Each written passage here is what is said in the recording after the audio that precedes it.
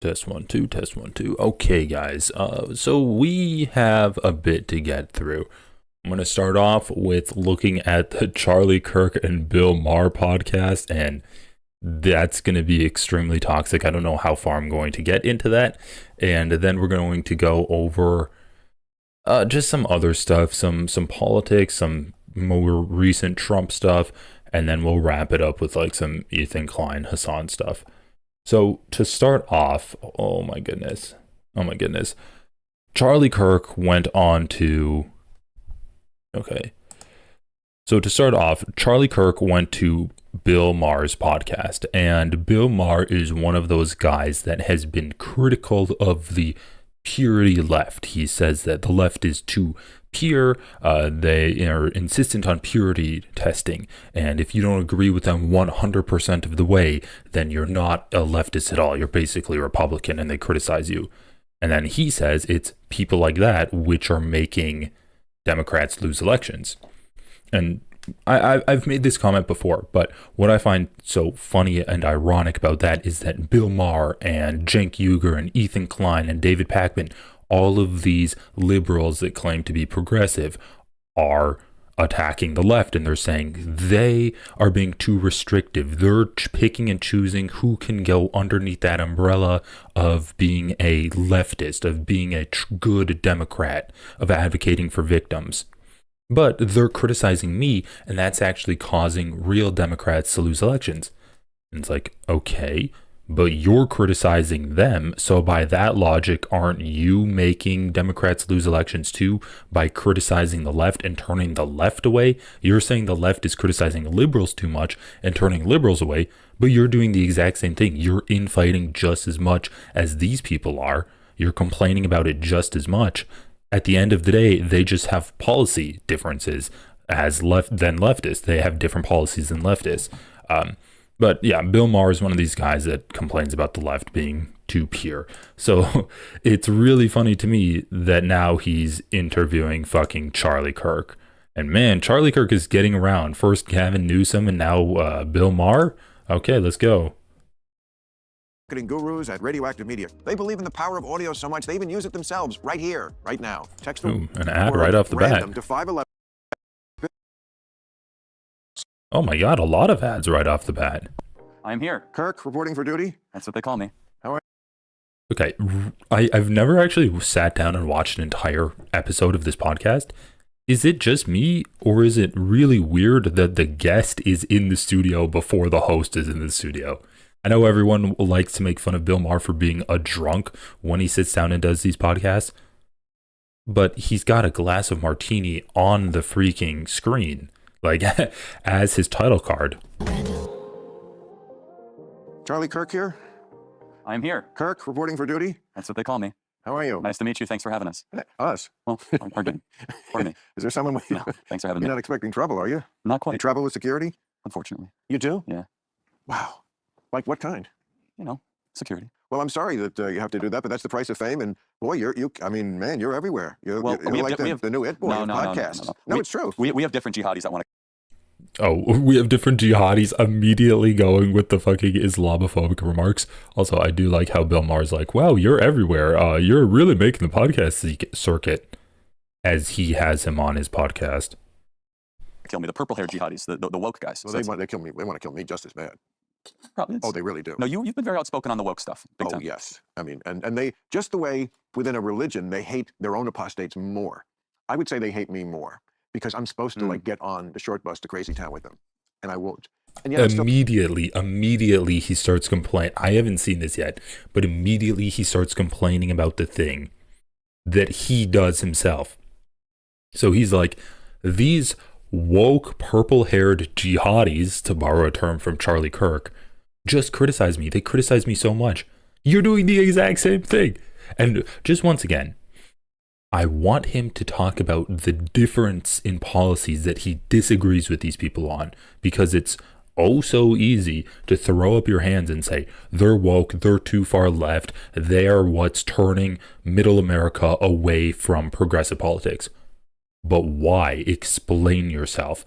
Will you lay out these policy positions that you advocate for and that you say Democrats can win elections on, that they are too far on. A liberal and still, like, you know, I mean, we probably could argue all day about Donald Trump and what he's doing, which I'm not down with. But, you know, Chimichanga, Chimichanga, I'll make a deal with you. If you can subscribe and get 5 other people to sign up for YouTube Premium to be a member, it's only $1. If you can do that, you and 5 other people, then we can shut off Bill Maher, okay? But yeah, we're gonna see how much we can actually get through this before I just like feel like I'm about to throw up and then have to shut it off. it's always the people who are closest who think, oh gosh, you shouldn't have, you're a traitor somehow. I was going to ask, is it because they thought you were one of them and that... I am one of them. They're not one of me. Okay. It's the liberals who So they've left you, not you left Yeah, well, I I feel like there's liberal and woke are two completely different things. Liberal and woke are two completely different things. Okay, so Bill Maher's like, I'm one of them. They're not one of me. What the fuck does that mean? But anyway, what else was he saying? He's like, yeah, they've gone too far. You shouldn't have. You're a traitor somehow. I was gonna ask Oh yeah, he's like, it's always the people that criticize the ones closest to them, which is not true.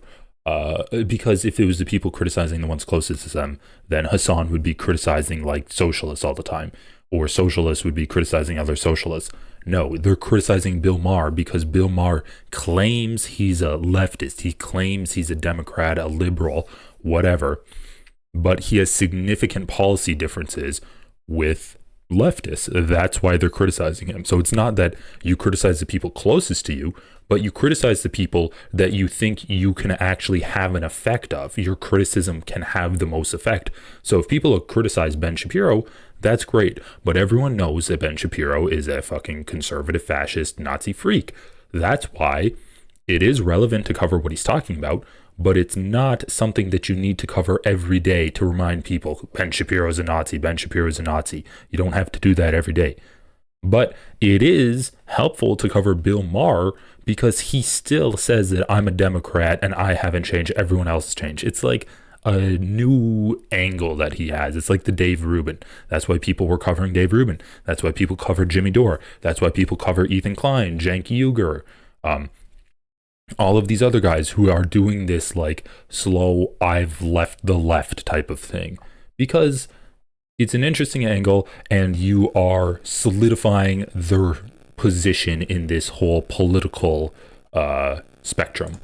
Is it because they thought you were one of them and that... I am one of them. They're not one of me. Okay. It's the liberals who... So they've left you, not you left Yeah, well, I feel like there's liberal and woke are two completely different things. It was the theme of my last stand-up special that I just did a few months ago. And it's basically... Okay, I don't know. I don't know how much water I can really drink during this segment, but Bill Maher says liberal and woke are two different things. It's a theme of my last stand-up special. Bro, this guy's an ancient dinosaur. Holy shit. He is like operating 20 years ago at this point. He feels alienated by the left. Like, yeah, no shit. His takes are really bad and barely left-leaning. I mean, he just did... on his podcast, he just did an entire propaganda, like 15-minute long segment illustrating his visit with Donald Trump and talking about how great of guy Donald Trump is behind the scenes. Why can't he be that great in front of the cameras? And it's like, Bill, he's a shitty person. He was just nice to you for an evening. Shut the fuck up. Why are you letting that influence your politics and what you choose to talk about on your show? I mean, it wasn't the whole special, of course, but it was a large part of it devoted to that, to proving that case. Bro, he's like, oh yeah, that was something in my special. I'm like, okay, was it a joke? Like, I assumed it was just like a 30-second long joke, like set up punchline. And then he's like, it wasn't the whole special, of course, but a large part of the stand-up was devoted to that. Dude, this guy is so washed up. Hey, Chimichanga, we got one. I need 5 more. Guys, if you... too, don't want to watch Bill Maher fillet Charlie Kirk on his podcast while he's drunkenly slurring through his vitriol towards the left, then please consider becoming a channel member. If we get 5 more channel members, I'll shut this off and we can all save ourselves the pain and anguish of watching this. That, you know, what liberals believe, woke is something completely different. It's very often the opposite of it. Liberalism is let's live in a colorblind society. That's the goal. Woke's goal is we see race everywhere. Race obsession. Yes. Okay. So that's not liberal. You change. Liberal is there are two-state solution. Holy shit, dude. Bill Maher's so fucking stupid. Okay, listen. If you live in a colorblind society, that's the goal. What does that mean? What does that mean? You live in a colorblind society, that's the goal. Well, to Bill Maher, I guess it's don't consider race at all. However, that's not true. People still do consider race. And oh my God, you guys really don't want to watch Bill Maher, don't you? Okay. But, people don't want to see race, right? But people still do. Like, there's racists. Like, even if every single liberal is like, I'm not racist. I have turned my eyesight to black and white, and I can't distinguish between a black person and a white person. Let's say every liberal is on that. There's still going to be racist people that are racist. Okay, so then he says, like, oh, we want to live in a colorblind society. That's the goal. So how do you get there? Well, how you get there is to fight against racism. That's one. And then two is to correct historical injustices. Now, I don't even know, historical injustices based off of race. And I don't even know if Bill Maher would consider that an important part to living it. God damn it, Mia. Guys, this was going to be a whole segment. It's going to be like a Bill Maher video I was going to put out myself. Oh my God. Oh my God. All right. Okay, fine. We won't watch Bill Maher. Jesus Christ. Oh, okay. But you know what? I'm going to trick you guys, because I'm not going to watch Bill Maher, but what I am going to do is watch Larry David make fun of Bill Maher through a Substack, an article he wrote in the New York Times, because I think this is hilarious. So Bill Maher, this is a loophole in the deal I made with you guys. Okay, so Bill Maher went to Donald Trump and had dinner with him, and Kid Rock, and I think Dana White was there or something. And I wanted to cover that segment because it was so funny how Bill Maher's like, oh yeah, and Donald Trump asked me about what I thought with the nuclear deal that he was making with Iran. Like, should I bomb the nuclear sites? And then Bill Maher gave his opinion, and he acted like, oh yeah, Trump really took me seriously. It just shows how much of an inflated ego Bill Maher has, where he thinks a fascist president invites him to the White House and then is like, oh, let me hear your thoughts on the nuclear situation with Iran, and to let me take those thoughts seriously. Okay, so Bill Maher said that, and he was proud of himself. And then a guest came on to his show and was like, oh yeah, Bill Maher, I love you, Bill. I think you're the greatest ever. And Bill's like, okay. Well, you don't have to patronize me. And my thought is, really? You don't? Because that's exactly what Donald Trump did to you. And it seemed to work on you. But anyway, he's a fucking joke. So Larry David writes a fucking article in the New York Times, My Dinner with Adolf. Here we go. Let's just see how far we can get into this. Imagine my surprise when in the spring of 1939, a letter arrived at my house inviting me to dinner at the old chancellery with the world's most reviled man, Adolf Hitler. I had been a vocal critic of his on the radio from the beginning, pretty much predicting everything he was going to do on the road to dictatorship. No one I knew encouraged me to go. He's Hitler. He's a monster. But I eventually concluded that hate gets us nowhere. I knew I couldn't change his views, but we need to talk about to the other side, even if it has invaded and annexed other countries and committed unspeakable crimes against humanity. 2 weeks later, I found myself on the front steps of the old chancellery and was led into an opulent living room. Okay, I'm gonna go forward a little bit.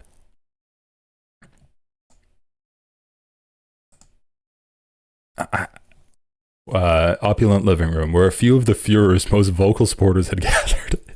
Himmler, Goering, Leni Riefenstahl, and the Duke of Windsor, formerly King Edward VIII. We talked about some of the beautiful art on the walls that have been taken from the homes of Jews, but our conversation ended abruptly when we heard loud footsteps coming down the hallway. Everyone stiffened as Hitler entered the room. Holy fuck, dude. He was wearing a tan suit with a swastika armband and gave me an enthusiastic greeting that caught me off guard. Frankly, it was a warmer greeting than I normally get from my parents. Oh my god, like this is literally a word for word parody of what Bill Maher did. And it was accompanied by a slap on my back. I found the whole thing quite disarming. I joked that it was surprising to see him in a tan suit, because if he wore that out, it would be perceived as unfuhrer-like. That amused him to no end, and I realized I'd never seen him laugh before. Suddenly, he seemed so human. Here I was, prepared to meet Hitler. Okay, where's... I need to, like, find the end of this, or maybe I'll just let Kyle read the end. I had never seen him laugh before. Suddenly, he seemed so human. Literally... Maher said that I'd never seen Trump laugh before, and he was laughing and smiling. Suddenly, he seemed so human. Here I was, prepared to meet Hitler, the one I'd seen and heard, the public Hitler, but this private Hitler was a completely different animal, and oddly enough, this one seemed more authentic. Like this was the real Hitler. The whole thing had my head spinning. He said he was starving and led us into the dining room where he gestured for me to sit next to him. Goring immediately grabbed a slice of pumpernickel, whereupon Hitler turned to me, gave me an eye roll, then whispered, "Watch. Watch, he'll be done with the entire meal before you take 2 bites."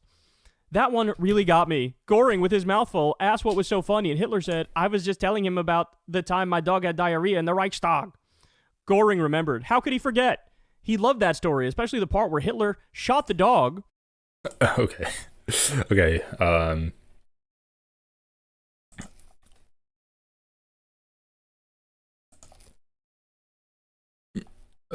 whereupon, watch, he'll be done. That one really got me. Goring, with his mouth full, asked what was so funny, and Hitler said, "I was just telling him about the time my dog had diarrhea in the Reichstag." Uh-oh. We've been talking a lot about dogs with diarrhea on this channel. Goring remembered. How could he forget? He loved that story, especially the part where Hitler shot the dog before it got back into the car. And then a beaming Hitler said, "Hey, if I can kill Jews," I'm not going to do a German accent, "gypsies and homosexuals, I can certainly kill a dog." That perhaps got the biggest laugh of the night, and believe me, there were plenty. Holy shit, dude. Larry David's a menace.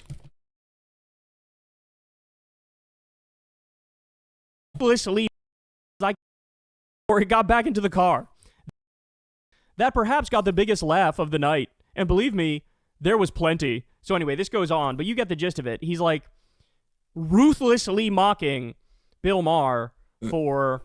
Bro, yeah, this is actually brutal, because Bill Maher is completely oblivious. He's completely oblivious. He's having a dinner with Donald Trump when Donald Trump is at his peak of fascism.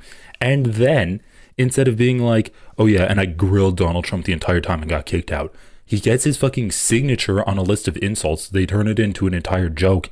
Even though Donald Trump's been the worst president probably in the history of the United States in terms of cracking down on freedom of speech, he's suing countless news agencies, getting people detained, arrested, and deported for their freedom of speech.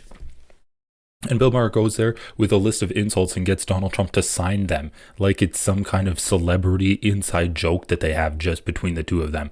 No, motherfucker. Donald Trump attacks everyone's speech, not just you, for making jokes.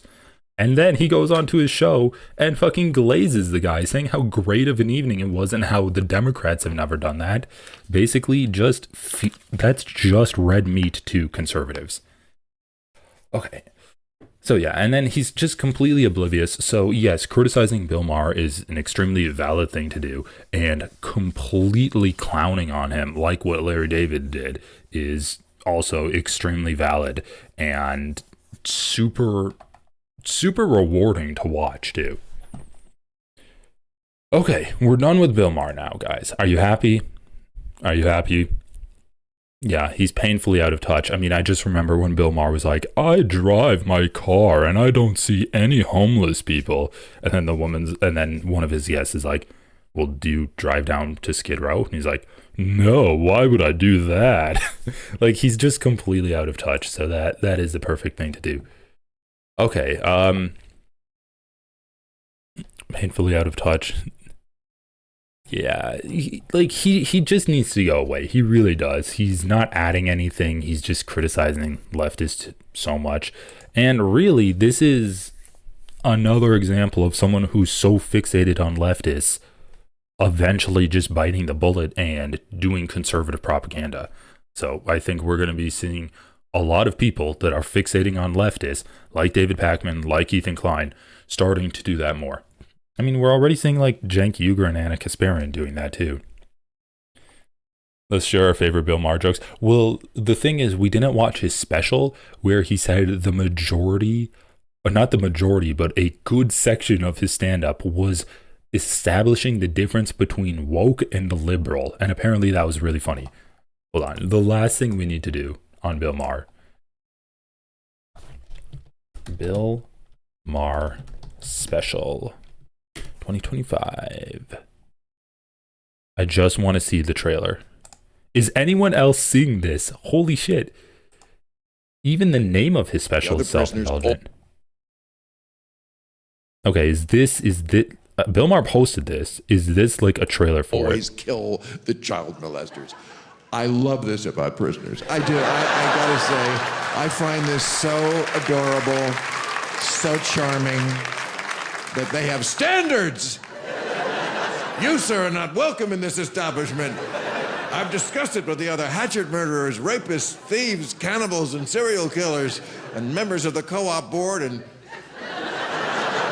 you do not represent our core values. Whenever a child molester goes to prison, the other prisoners always kill the child molesters. Okay, Bill Maher's joke saying that all prisoners are as bad as child molesters. I just want to see if there's a trailer for it. Because the trailers always show the best jokes, right? Okay, here's the official trailer. Hopefully we don't get copyrighted. Can we celebrate progress tonight? America still makes a lot of progress. I mean, take something like pot. I know I will. Are you ready? I live in... I'm not ready. I'm not. Wait. He did a little jig when they're like, are you ready or not? Can we celebrate progress tonight? America still makes a lot of progress. I mean, take something like pot. I know I will. Are you ready? I'm really curious to know what that joke was, where he did that little dance. I live in California. We get 2 senators.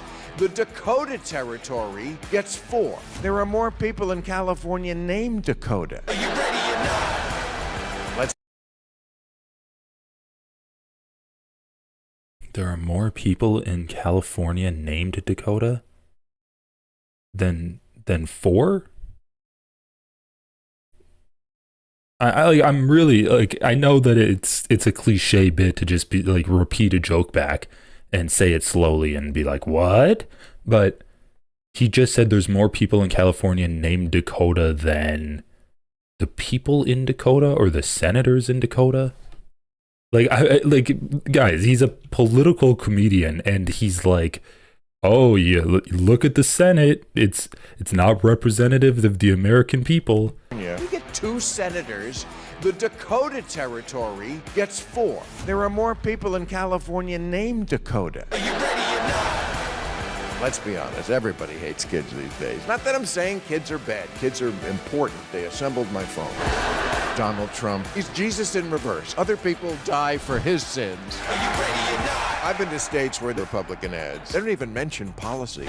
It's just a guy with a gun and a truck.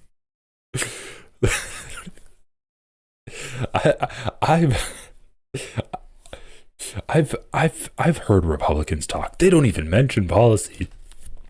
Like, I've been thinking too. I'm like, okay, there's some observations I can make that point to comedic contradictions in society, and it's like, it's not enough to just say there's a contradiction happening.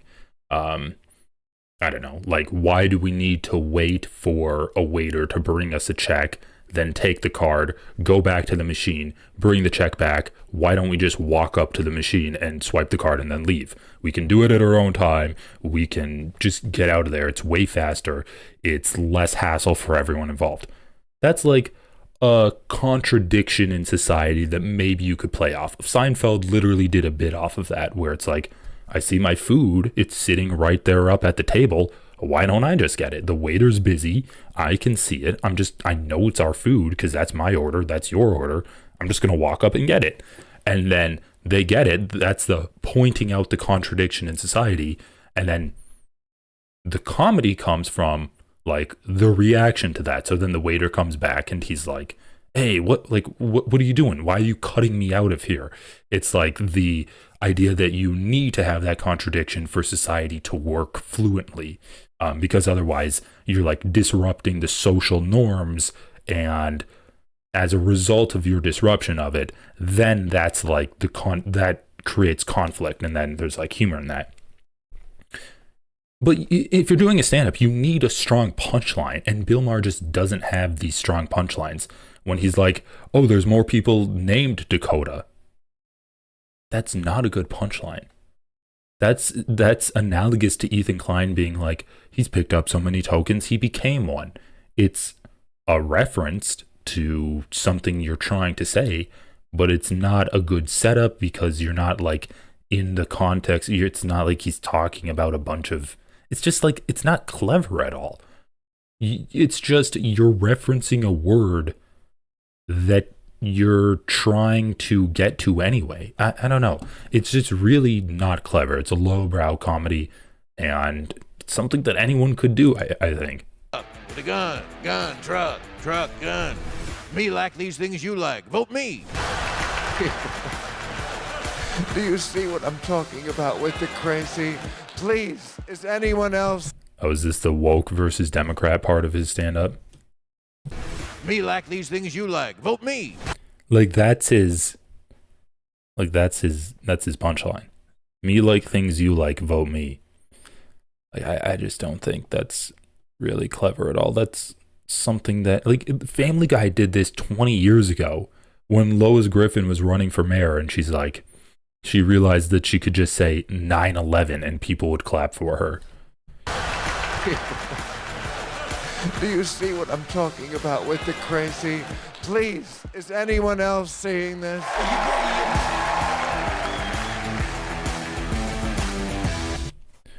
Literally, the name of the stand-up special is him like filleting himself, being like, I'm above everything. Why do I feel like I'm crazy? I'm not the crazy one. Everyone else is crazy. Is anyone else seeing this? Just the fucking name of the stand-up special is self-indulgent. Goddamn, his ego is off the charts. Okay. Oh, so what are we going to talk about now? Let's get into this. This was ridiculous. The senator who pretends to be country joke is so tired. Yeah. You know, like the guy is stuck in the past. It's like he peaked in like 2016. So this video was insane. So Shoe on Head, oh my gosh. Okay. I'm going to record this. So Shoe on Head should have released on January 6th. So Shoe on Head is a drama. Shoe on Head is a drama, not really a drama, but she's like an incel farming commie cosplayer YouTuber.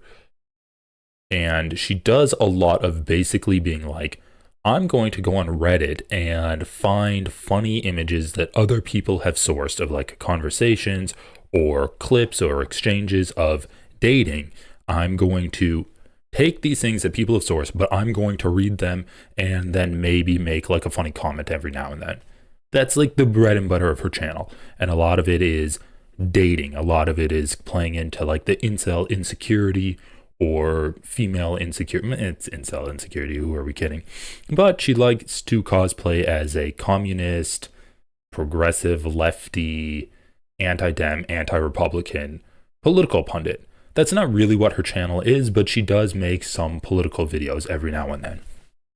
So she made a video a few months ago called Downfall of the Democrat. Wait, no. Why are men moving right? And I reacted to this. Then she made a video about Downfall of the Democrats. I reacted to that at 2. Then she made a video reacting to the people that were reacting to her. And I was in that reaction video. Okay.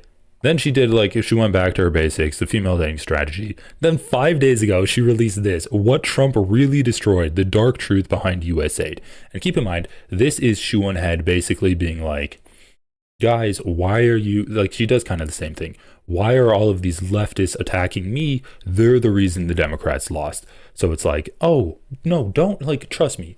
I am not in favor of Donald Trump. However, all of these people being so weird and cringe and woke and lefty, they're actually the reason why the Democrats lost. Or more accurately, they're the reason why Donald Trump won. So her content is, in theory, it's about, oh, let's come up with the best strategies for why Donald Trump should lose, or the best strategies to get leftist, progressive, communist policies in place in America. But in reality, it's all incel bait and criticizing the woke cringe left, okay? So, 5 days ago, what Trump really destroyed, the dark truth behind USAID. Right off the bat, saying what Trump destroyed is kind of a weird choice. It's Elon Musk's Doge that has really been in charge of destroying government agencies by firing people willy-nilly and cutting funding for it. It's really been Elon Musk destroying the government. Donald Trump's just been off golfing. So right off the bat, kind of a weird title.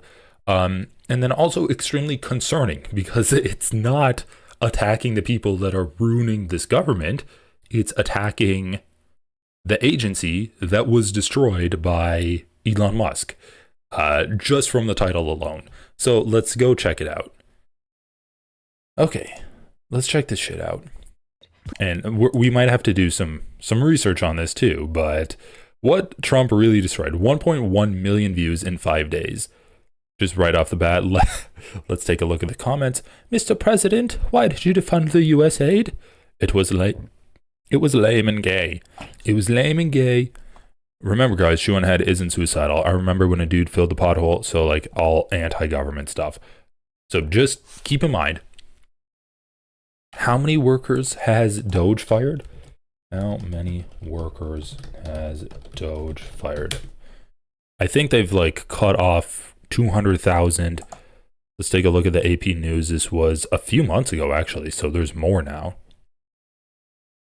Okay, so on February 13th, the administration ordered agencies to lay off nearly all such workers, probationary employees. According to the government data maintained by OPM, 220,000 federal employees had less than a year on the job as of March 2024. So this was about 200,000 workers were fired by Doge. $900 million in cuts to the department's Institute of Education Services, because they're trying to dismantle the Department of Education. 5,000 probationary employees on the line at DHS, and actually RFK has fired a lot of other people at DHS. 26,000 fired by Doge to be rehired. So they've fired 26,000 people and then had to rehire them because they found out that their jobs were actually important. Business Insider. The White House Doge's official action or office's actions led to 216,670 announced job cuts. So this is the exact amount of job cuts. So just keep in mind that when we're doing a mass carpet layoff of government employees, basically solely to empower oligarchs, because when you have people at the Consumer Financial Protection Bureau or at the NLRB being fired or at the IRS being fired, all of that makes it easier for corporations and the people that have direct lines to the US government and Donald Trump essentially to flourish.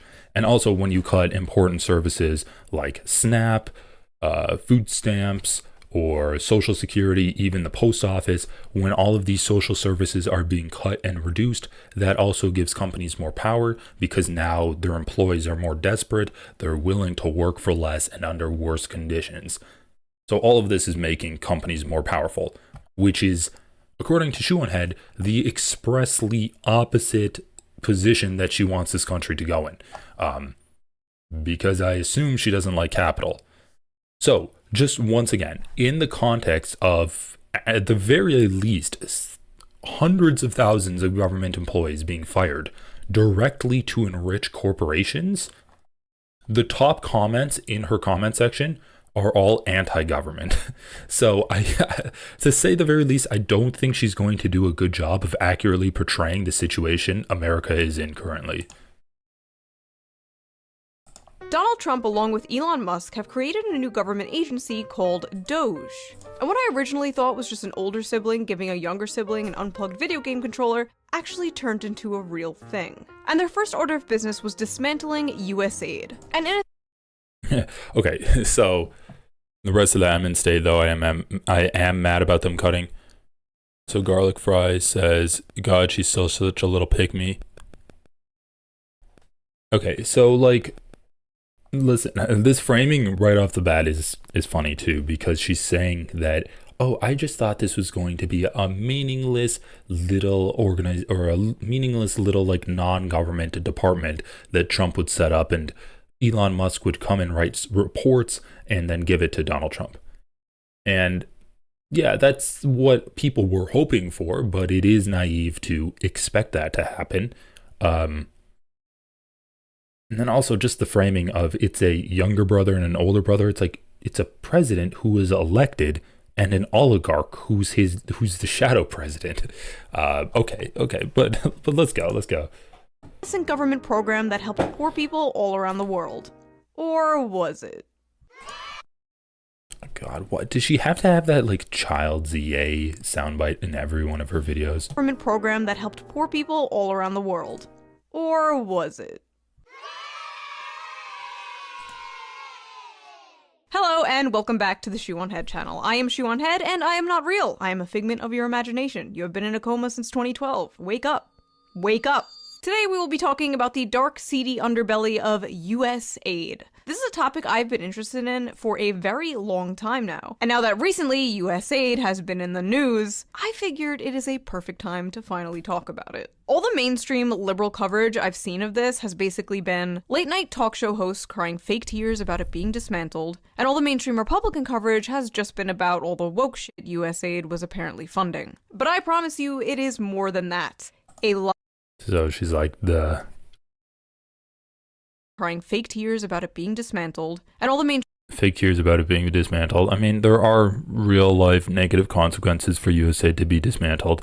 I mean, just once again, if you have an issue with what USAID is doing, having Elon Musk go in and cut these programs is not the way to do it. I mean, Congress appropriates these funds. If you have an issue with the way these funds are being used, call your congressperson. Don't get an oligarch to go in and cut whatever he wants. And then the second thing is like, sure, you can say that USAID has been used for nefarious purposes, but what about the good things it does? Like, once again, you can pick and choose the policies that you agree with versus what you disagree with. You don't have to make a video being like, okay, well, Elon Musk actually did a good thing by cutting USAID. No, he didn't. Like, even if USAID was all bad, allowing an oligarch to cut it is still not a good thing. That's still removing democracy from this country and empowering oligarchy. Mainstream Republican coverage has just been about all the woke shit USAID was apparently funding. But I promise you... Right, I know. There are so many famines going on right now, not to mention like HIV epidemics in Africa happening too. It is more than that. A lot more. If you're not a very political person and you only come here to consume the Reddit gender war slop, you should still stick around for this because this gets juicy. And remember, even if you're not interested in politics, politics is interested in you. And trust me, I understand why some people aren't interested in politics. It's confusing, it's stressful, it's a lot to keep up with. I feel like 500 things happen every single day. But thankfully, I have a tool to help with that. That's right, ladies and gentlemen, this video is sponsored by USAID. Just kidding, this video okay. Unethical reacts. the political spectrum. Apparently, right away, we get 75% action to... What? I've been using a Oh my god. She's still on the ad. Description. I think what they're doing, I feel like... Now let's get back to this USAID. That was a long ass ad for a 26-minute long video. That was like 2 minutes long.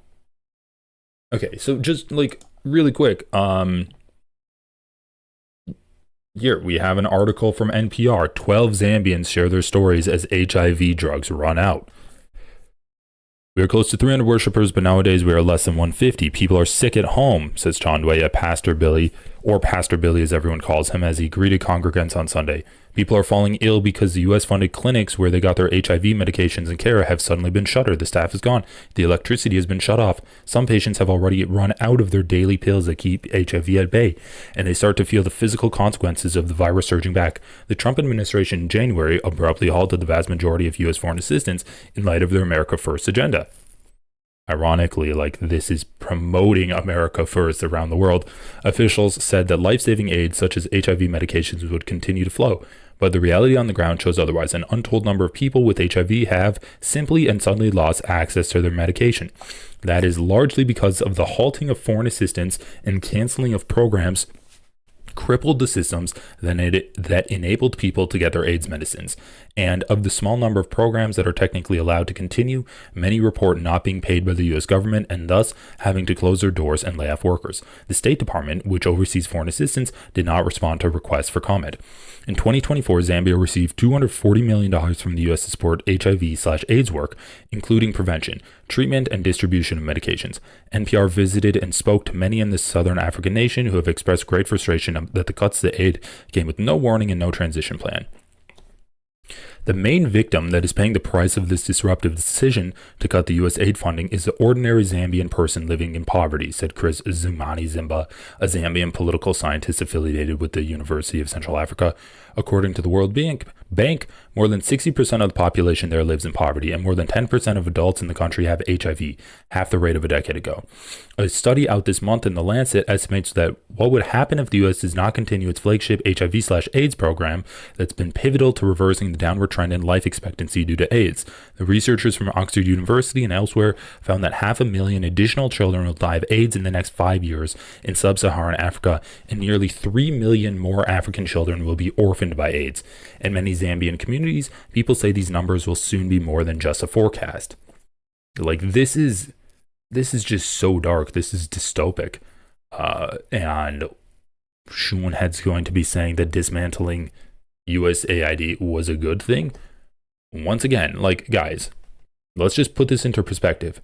This is $240 million to reverse the downward trend of life expectancy in Zambia. $240 million. Donald Trump wants to increase the Pentagon's budget, which has failed 7 audits in a row, from $840 billion to $1 trillion.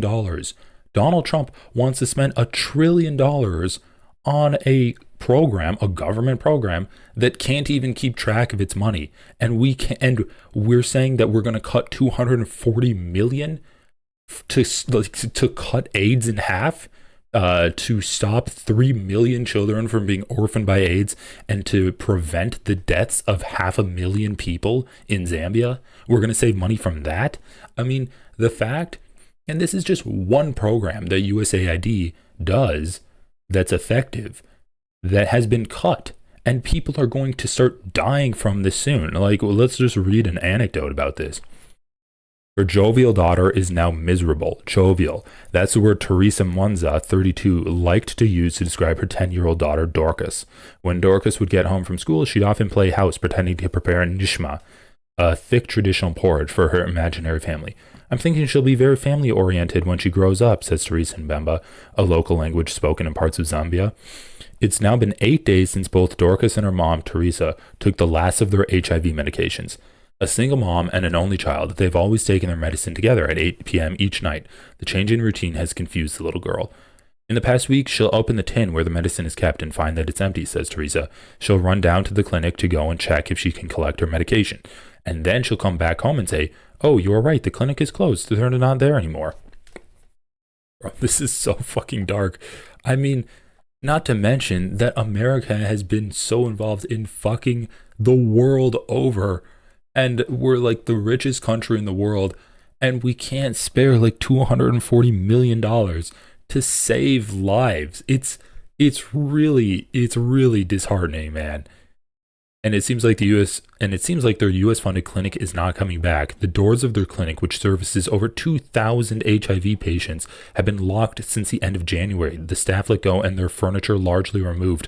This clinic didn't just provide medication, it also provided basic food since HIV medication cannot be taken on an empty stomach.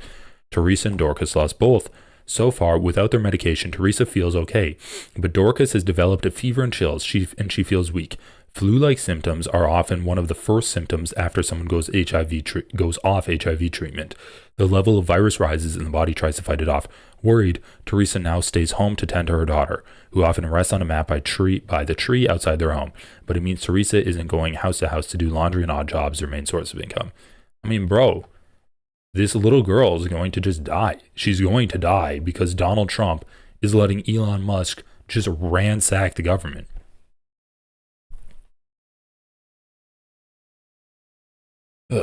Teresa tried to get their medications at a clinic run by the Zambian government. It took an hour to walk there only to get turned away. They keep insisting you need to get direction or guidance from the clinic where you were on where you will go next, she recalls. But with her neighborhood clinic closed, Teresa isn't sure what to do. She thinks back to her two sisters who died of AIDS before medication became available and free with the help of the US. I'm now really worried, she says, looking at her daughter. She's a very jovial little girl, but she's been very miserable these past few days. Mary Mangiana. What will become of me? Mary Mayangana, 42, typically spends her days either at the market, selling vegetables, or in a small family compound she shares with her family. Her mother, her 4 children, her 2 sisters, and their children. All of us live here as one big family, Mary says, speaking in Bemba. Now, Mary's confined to that compound. She's lost access to her HIV treatment and feels weak. She's also developed an itchy rash, a classic sign of going off HIV medications. It can be an indication that the body's trying to fight off the resurgent virus and the immune system is weakening. And Mary has another challenge. Her ankle is swollen from a painful open sore that continues to spread. Without warning, her U.S.-funded clinic closed on January 28th with a stop work order from the Trump administration. Now the clinic's health workers are distributing the remaining supply of medication among all the patients. For more than 2 months, Mary hasn't been able to consistently take her HIV medication. Sometimes she's gone up to 14 days with no HIV medication at all. Right now, she has a few pills and has decided to take them every 3rd day. It's risky because her body could develop resistance to the drug if it's not taken daily. But Mary says it's all she has, so she needs her supply to last as long as possible. There are Zambian government clinics that still stock HIV drugs, but they've been so overwhelmed by HIV patients from the shuttered US-funded clinics that they've been forced to ration the medication, giving out a limited supply to each patient. And for Mary, who has no money for transportation, the government clinic seems impossibly far away. It's a 45-minute walk on a good day. She's unsure whether her ankle sore is a result of going off her HIV meds, but she says the pain and fatigue she feels are going to make it hard to walk to the clinic. She thinks it will take her hours each way. Her mother is urging her to do it anyway. Together, she says they can take a few steps, then rest. I spend a lot of time thinking about what is likely to become of me, especially that I'm actually seeing myself wasting away, says Mary in a flat, quiet voice. She sits on the cement floor of her brick home, her head resting against the wall. It's really weighing me down. I mean, we can go on and on and on about this, but needless to say, I mean, sure, you can say that USAID has been a tool for the CIA, it's been a tool for getting the world to rely on the United States and basically like associating the United States with positive things, basically reinforcing US hegemony. But I'd rather take this kind of hegemony than bombing Yemen, killing people there, or funding Israel and having Israel just completely destabilizing the entire region that it exists in. I'd rather take life-saving medication, which with like an American flag stamped onto it, and people are like, oh my God, like, thank you. Like, you fucked over our country, but thank you at least for giving life-saving medication. Then nothing at all, man, and just ruling completely through the military and economic pressure with tariffs and shit that have no benefit and just make everything worse. Okay, man, but let's let Shuanhead do her little conspiracy theories. So let's get into this video for real this time. Deep dive, shall we? So, Donald Trump and Elon Musk created the Department of Government Efficiency, aka DOGE. Get it? Like the Reddit meme from 2012? Epic bacon, my fellow memers. Honestly, who am I to talk about dead memes? My username is ShoeOnHead. So Doge's supposed goal seems to be cutting useless spending the government is making us pay taxes on. Now, I have very mixed feelings about taxes. Yeah, it's always been both, that's for sure. But I mean, we can make it go into one direction or the other. From each according to his ability, to each according to his needs. Taxation is theft! The tree of liberty will be refreshed with the blood of tyrants! My opinion has always been, if we are going to pay taxes in this country, could they at least go to things that actually... Okay, when I said Shuanhead likes to cosplay as a communist, I did not think she was going to literally cosplay as a communist in this video. help people, like Medicare, Medicaid, Social Security, child tax credits, firefighters. Can we do things that actually help people like USAID? I mean, once again, you can have criticisms of the specific programs that USAID does, but like let's not pretend that they don't help people at all. Fixing our bridges and roads, castrating pedophiles, government. And then the other thing that I need to say here that's an important point is, if you don't like some of the programs USAID does, that's fine, that's valid. You can criticize them and you can call your congressperson and be like, in the next budget, let's get rid of A, B, and C programs.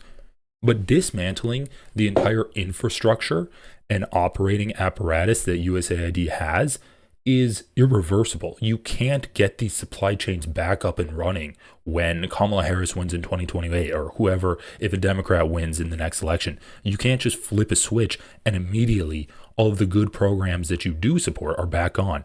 That's why I'm saying if you dismantle the entire thing, there's no going back, and that's just a bad thing in general. Like, you should go at this with a scalpel if you have criticisms of it, rather than just using a sledgehammer to knock it out of operations altogether.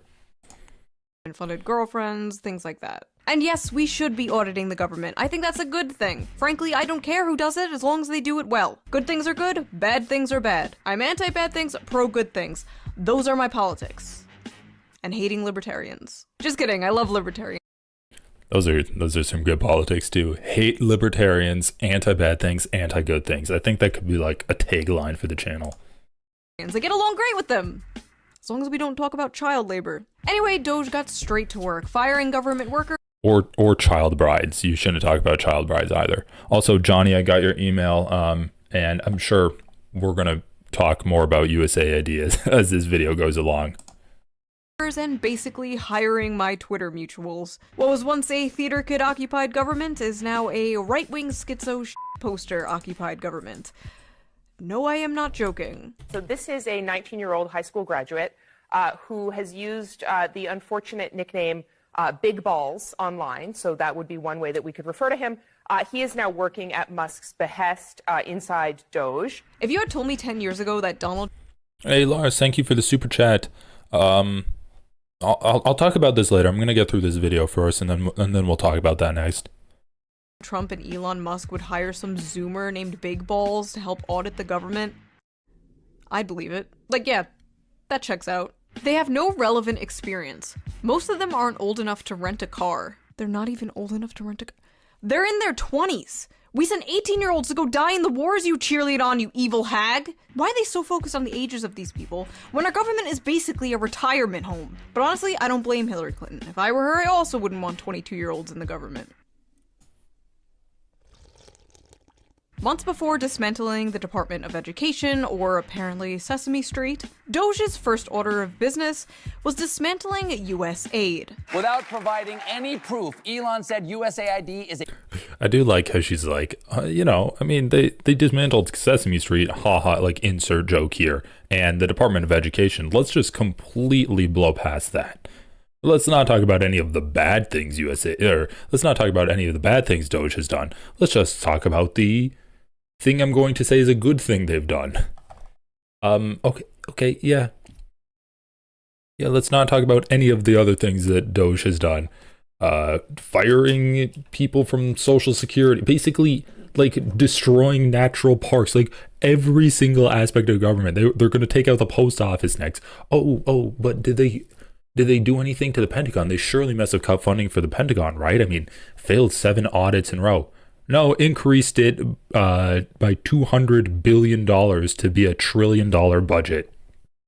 Thank God we cut less than $250 million to kill like hundreds of thousands of people in Africa by taking away HIV medication. A criminal organization. Oh, yeah. They're an international crime syndicate hell-bent on helping people. Pretty f***ed up, huh? Taking money away from an aid program that helps poor people all around the world. Except USAID was not exactly that. In fact, it doesn't even f***ing stand for aid. It stands for United States Agency for International Development.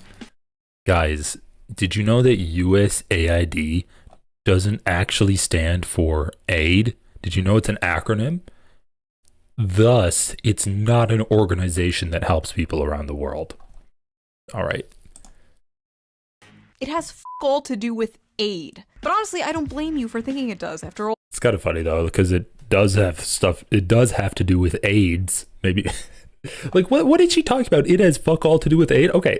This is the perfect time. We just read the article about how clinics are closing in Zambia because of the lack of funding, and people are dying. It's going to orphan like 3 million children.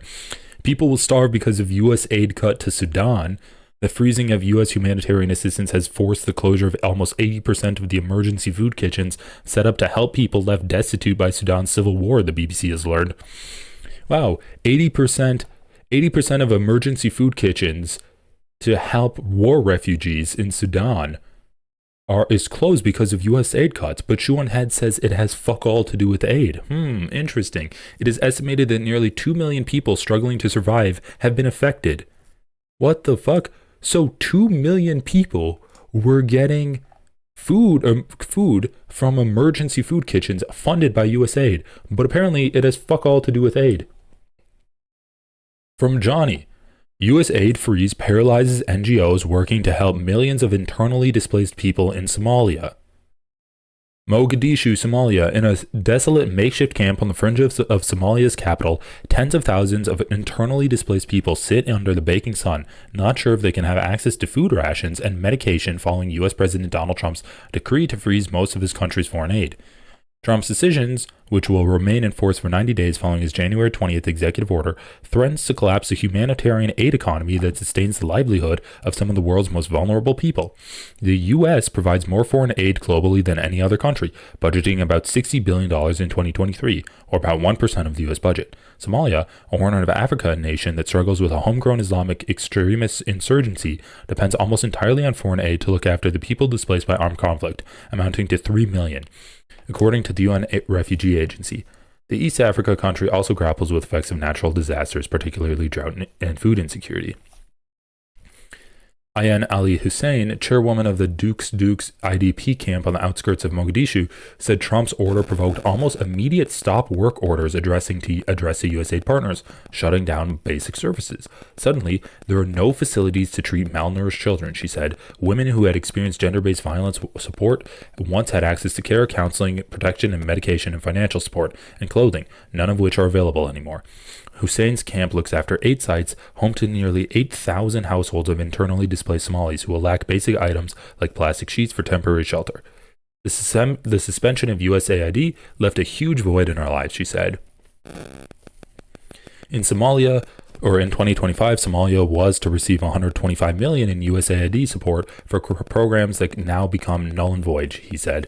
To cope with funding shortages, his group decided to prioritize critical nutrition and hygiene programs. There is no other place where we could find such support. Previously, whenever our children got sick, we would come straight to the SODYA Center for Help, said Hussein Abakar, a father of 5 who lives in the camp with his family. There is no other place where we could find such support. And that provides medication. So, emergency shelters, providing medication, food security, and now that's all cut off for refugees in Somalia. Sudan, having a fucking famine now of refugees struggling to survive from the war. Zambia, people trying to survive, relying on USAID sending them HIV medication. But according to Shuan Head, USAID has nothing to do with aid. On the world. Except USAID was not exactly that. In fact, it doesn't even f***ing stand for aid. It stands for United Also, thanks for the donation, Jeffrey Caney. Appreciate it. States Agency for International Development. It has f*** all to do with aid. But honestly, I don't blame you for thinking it does. After all, they do make the word aid a different color in the logo. Those sneaky bastards. Although it said USAID provides 42% of global aid, the truth is most of those funds are just spent paying US contractors. And secretly... Yeah, like NGOs. If you do a contract with the US government through USAID, does that automatically make you a contractor? I mean, we just read this article where it's talking about NGOs now aren't going to be able to... What do you mean? Oh, yeah, they're supposed to... What the fuck is she talking? She's like, USAID is supposed to make up like 60% of global aid or 48% of global aid, but it actually just pays US contractors. And they do aid work. What the fuck is she talking about? Like, they funded this organization, Sodia. What is this organization? They fund clinics in Zambia. Yeah, is this what she means by a US... Well, okay, that's Ancestry.com. That's not what I'm talking about. Sodia NGO. Somali Young Doctors Association. It's an NGO that provides medical assistance, Okay, this is an AI overview. Where's their source? Does AI overviews have source? Do they have sources? Where is it generating this information from?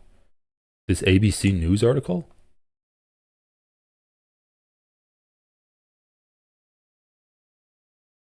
Nah, guys, like... Oh, so this doesn't exist. So what the fuck? Bro, I hate AI overview so much. They're like, oh no, this doesn't actually exist. Okay. So it's generating it from an article that doesn't exist. Holy shit. Anyway,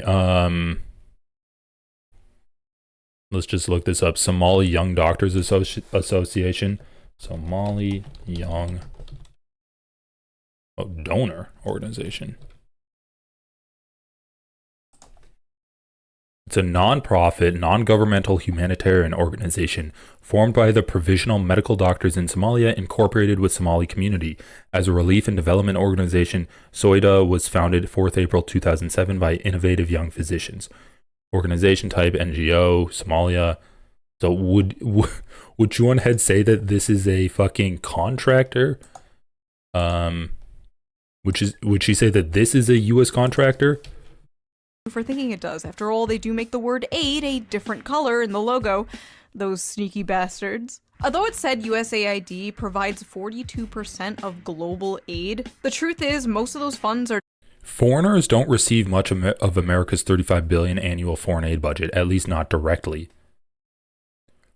Bro, what the fuck is this selective highlighting? They're like, at least not directly. Okay, it goes through an NGO, is that what you're saying? Less than 10% goes to local charities, companies, or governments in developing countries. But still, if you give it to an international organization like Doctors Without Borders, for example, and then they do work in Sudan or in Somalia or in Gaza, that's still giving aid to those places. What is this? Foreigners don't receive... Like, if you just read the highlighted parts or listened to her, you'd be like, oh my god, this is just a scam. This is a complete corrupt organization. Foreigners don't receive much of America's $35 billion annual foreign aid budget. And then it's like, at least not directly. And then it says less than 10% goes to local charities, companies, or governments in developing countries. Yeah, it gives it to like international groups that go around and give aid. Instead, big American aid contracts tend to go to big American companies and NGOs. The biggest beneficiaries, known in Washington as Beltway bandits, each with hundreds of millions of dollars in federal awards every year. Like, once again, this is an example of American imperialism because it's like, no, we're not going to give you the money. We're going to give it to people that basically are based in America, and then they're going to do the work. But that doesn't mean that aid isn't going to those countries. It just means it's being controlled by America even more than giving it to a local charity or group. Which, in theory, like, there's a few ways you can look at it. You can say that if you just give it to local governments willy-nilly without vetting them, there is a good chance that there is corruption there and it's not going to go where it needs to go. And if you give it to organizations based in America, which you can regulate and make sure that they're actually doing the proper work of giving aid to these places, that could potentially be better. Now, obviously, you do want to help develop these countries, and just giving them money at some point is required to do that. If you want to help develop them, you can't control their development every step of the way. But I do think it's a decent, I do think that it could be a two-pronged approach. And when you have aid organizations regulated by the American government, and obviously the American government's not great right now, but in theory, if you're able to regulate it and make sure that that money is going to where it needs to go, that's a good thing. And Shoe on Head is like, oh, it just goes to U.S. contractors. Yes, and they do aid in the places where they say they're going to do aid. What the fuck? Even in your own article, it's like, it doesn't directly go there, or it's foreigners don't receive much of this, at least not directly. So they're saying, no, they indirectly receive this aid. They're not saying that there's corruption where it just gets paid to Americans the entire time. Just spent paying US contractors and secretly conducting regime change all around the world. In fact, 80% Oh shit, I can disable the AI crap? Okay, I gotta check that out. Thank you for letting me know. of all USAID funding goes to just 75 organizations, while only 6% of that goes to aid. And by auditing US... Bro, this is ridiculous. 75% of US funding goes to, or what did she say? 94% of the funding goes to US to 75 organizations, and only 6% of that goes to aid? Funds are just spent paying US contractors and secretly conducting regime change all around the world. In fact, 80% of all USAID funding... What, bro, what is this framing? Like, she's literally just lying right now. I'm going to move my camera so you can see this. Like, she's citing a source and she's just lying about this. Figure stands out. So this is clipped out of context, but whatever. JRS, this is the Jesuit Refugee Service. We could look this up, but we don't even need to, because her little fact snippet disproves her own claim that she's trying to make. Figure stands out. 80% of USAID's funding is awarded to only 75 organizations, leaving just 6% for direct recipients, indicating the concentrated nature of financial assistance. So when you say concentrated nature of financial assistance, that's probably referring to the 75 organizations. Once again, judging off of her last point, we can take this to mean it goes to NGOs that are based in America, or probably like based in the West, that operate internationally. They operate around the world. This isn't saying that 80% of USAID's funding is not going to aid. It's not going to developing other countries, and it's not going to like helping people. And just 6% is for aid. That's not what it's saying. It's saying only 6% is going to direct recipients. The other 80% is going to NGOs, which are then doing charity work in areas around the world. When she's like, 80% is going to only 75 organizations, leaving just 6% for aid, and she goes like this, that's a lie. That 80% is still going to aid. Like, what the fuck? Just because it's going to some place, just because it's not going to some place directly, that doesn't mean that it's not being spent on aid. Like, it doesn't mean that it's not being spent on helping people, handing out medication, handing out food, building housing, fighting corruption, helping like a more stable society. I don't know what the fuck they do, but she's just lying. She's just misquoting this to try to amp up a right-wing conspiracy theory that it's not completely a right-wing conspiracy theory, but she's saying that USAID is used as a CIA operation, and thus Elon Musk was actually righteous in his gutting of it. And it's actually like the evil liberal news media lying to you, saying that it's an aid organization that just goes to helping feed kids and stuff like that, even though she hasn't even said that. Goes to just 75 organizations, while only 6% of that goes to aid. And by order... Insane, man. I mean, hundreds of thousands of people are literally going to die because, like, millions of people are potentially going to die because of Donald Trump's cuts. Donald Trump's and Elon Musk's cuts to USAID. And she has the audacity to be like, only 6% of US aid is going to actually aid. And she does the finger quotes. Insane. Like, she's not that stupid. She's not that stupid where she's like, oh, direct assistance means that it's actually helping people, while indirect assistance means that it's not aid. Like, how can you be that dumb? She's not that dumb. She's knowingly lying and spreading right-wing conspiracy theories to attack leftists and to justify Elon Musk's like takeover of the US government. And one reason why she's so incentivized to do this is because her audience is represented by the guys in Doge. Her audience is represented by the fucking like 20-year-old incel who uses big balls as his online username and is like, I'm just gonna fire everyone. I'm like a computer nerd and I think that I'm gonna get all the ladies and I'm gonna get rich and powerful by being a programmer. Like, that's her audience. She's like blowing these guys up. She's gassing them up. Yeah, why don't they just why don't they just cash app the starving people in Africa? Why do they need to actually put it through a supply line?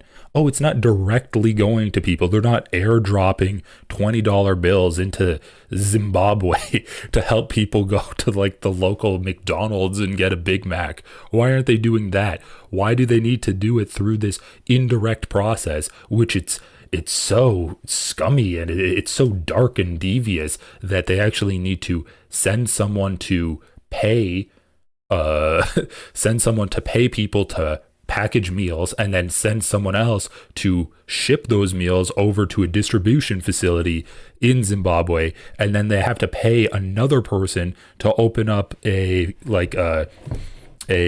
food shelter that hands out the food and actually distributes the meals to the people. Why can't they just like load up t-shirts in a cannon and shoot it across the Atlantic Ocean? Auditing USAID, Doge exposed the true, real puppet masters behind the secret cabal of evil masterminds funding the woke ideology spreading all around the globe. You. Yes, it was you, American taxpayer. Turns out the deep state was the friends we made along the way. And yes, it's true, we are spending billions of dollars in our tax money to fund things like teaching Sri Lankan journalists how to avoid binary gendered language, combating disinformation in Kazakhstan, promoting inclusion in What the fuck what are these quotes? What are these quotes? Does she cite her sources? Like, there's no way she cites. Oh, she does cite her sources. Okay, let's go. Awesome. So these quotes are, I mean, once again, like, she's quoting a single word. Like, what the fuck is going on? She's quoting a single word, like promoting inclusion. Inclusion's the only word that's quoted. Okay, let's take a look at these quotes. 5 findings about USAID travelers program in Cuba. Okay, so we're not at there yet. Politico. U.S. sent youth undercover in Cuba. Okay, so we have a lot of stuff in Cuba. Liberation News. Wait, this is a YouTube video? Transatlantic t-shirt cannon. I think I might have too many tabs open.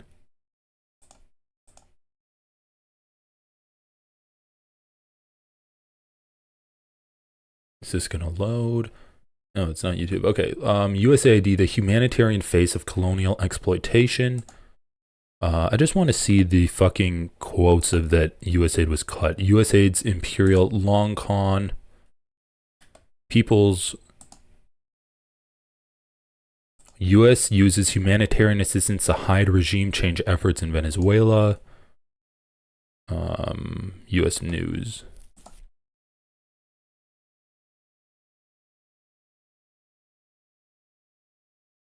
Another USAID Cuba spy program. Okay, so there's a lot of articles about Cuba spy.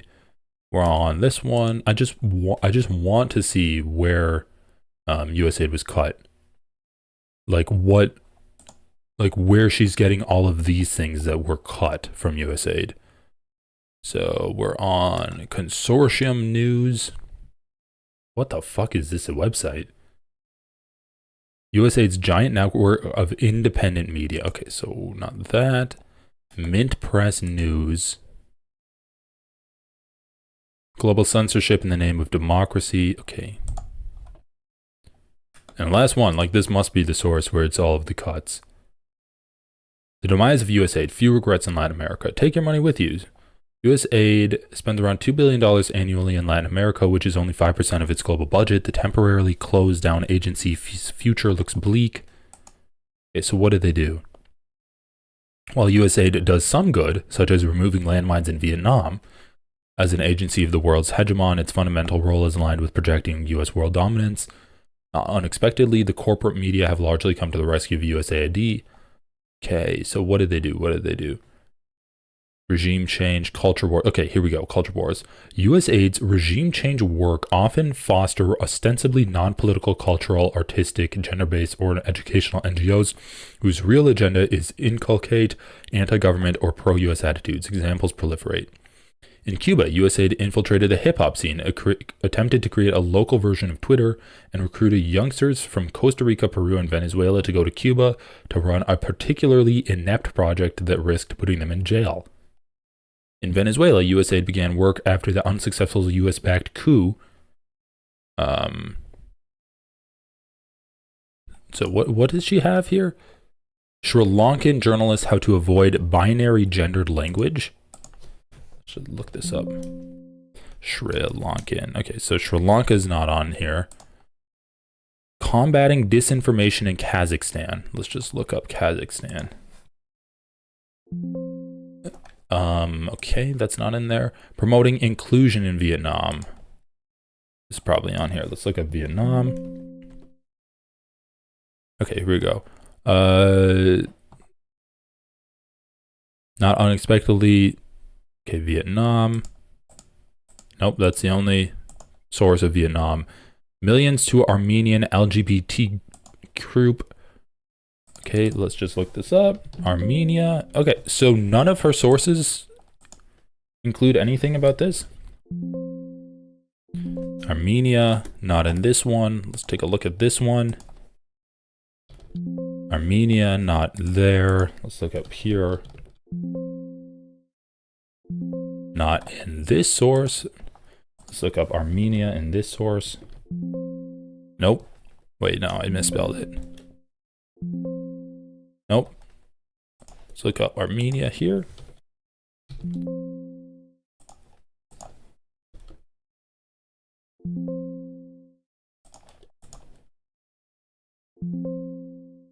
Nope. All right, we're running out of sources. Not in this one. And I think this was the first one that we saw. Okay, so none of her sources actually back up anything here. So it's safe to assume that all of this is bullshit because she didn't source it. But if we're going to go off of what she says and take it at face value, are these actually bad things? Teaching Sri Lankan journalists how to avoid binary gendered language. Like, okay, how is that bad? Combating disinformation in Kazakhstan. That is arguably good if you combat disinformation. I mean, disinformation is how fascism takes root. The more uninformed a populace is and the more stupid a populace is, the easier it is for fascists to take over. Promoting inclusion in Vietnam.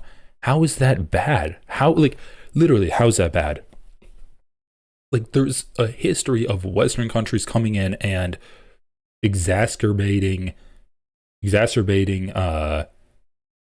divisions in countries that they're claiming to help people. It should be on Western countries to promote inclusion. Like, I don't think that's a bad thing. Millions to Armenian LGBT group. Why is that bad? Like, one of the most anti-Muslim talking points that you hear from American liberals that are kind of fucking racist is that Muslim countries treat gay people really bad. Oh, you say you're against Islamophobia, but go to Palestine and you'll get thrown off a bridge if you're gay. Or go to Iran, you'll get like chucked out of a helicopter because you're gay. That's the most thing we hear about.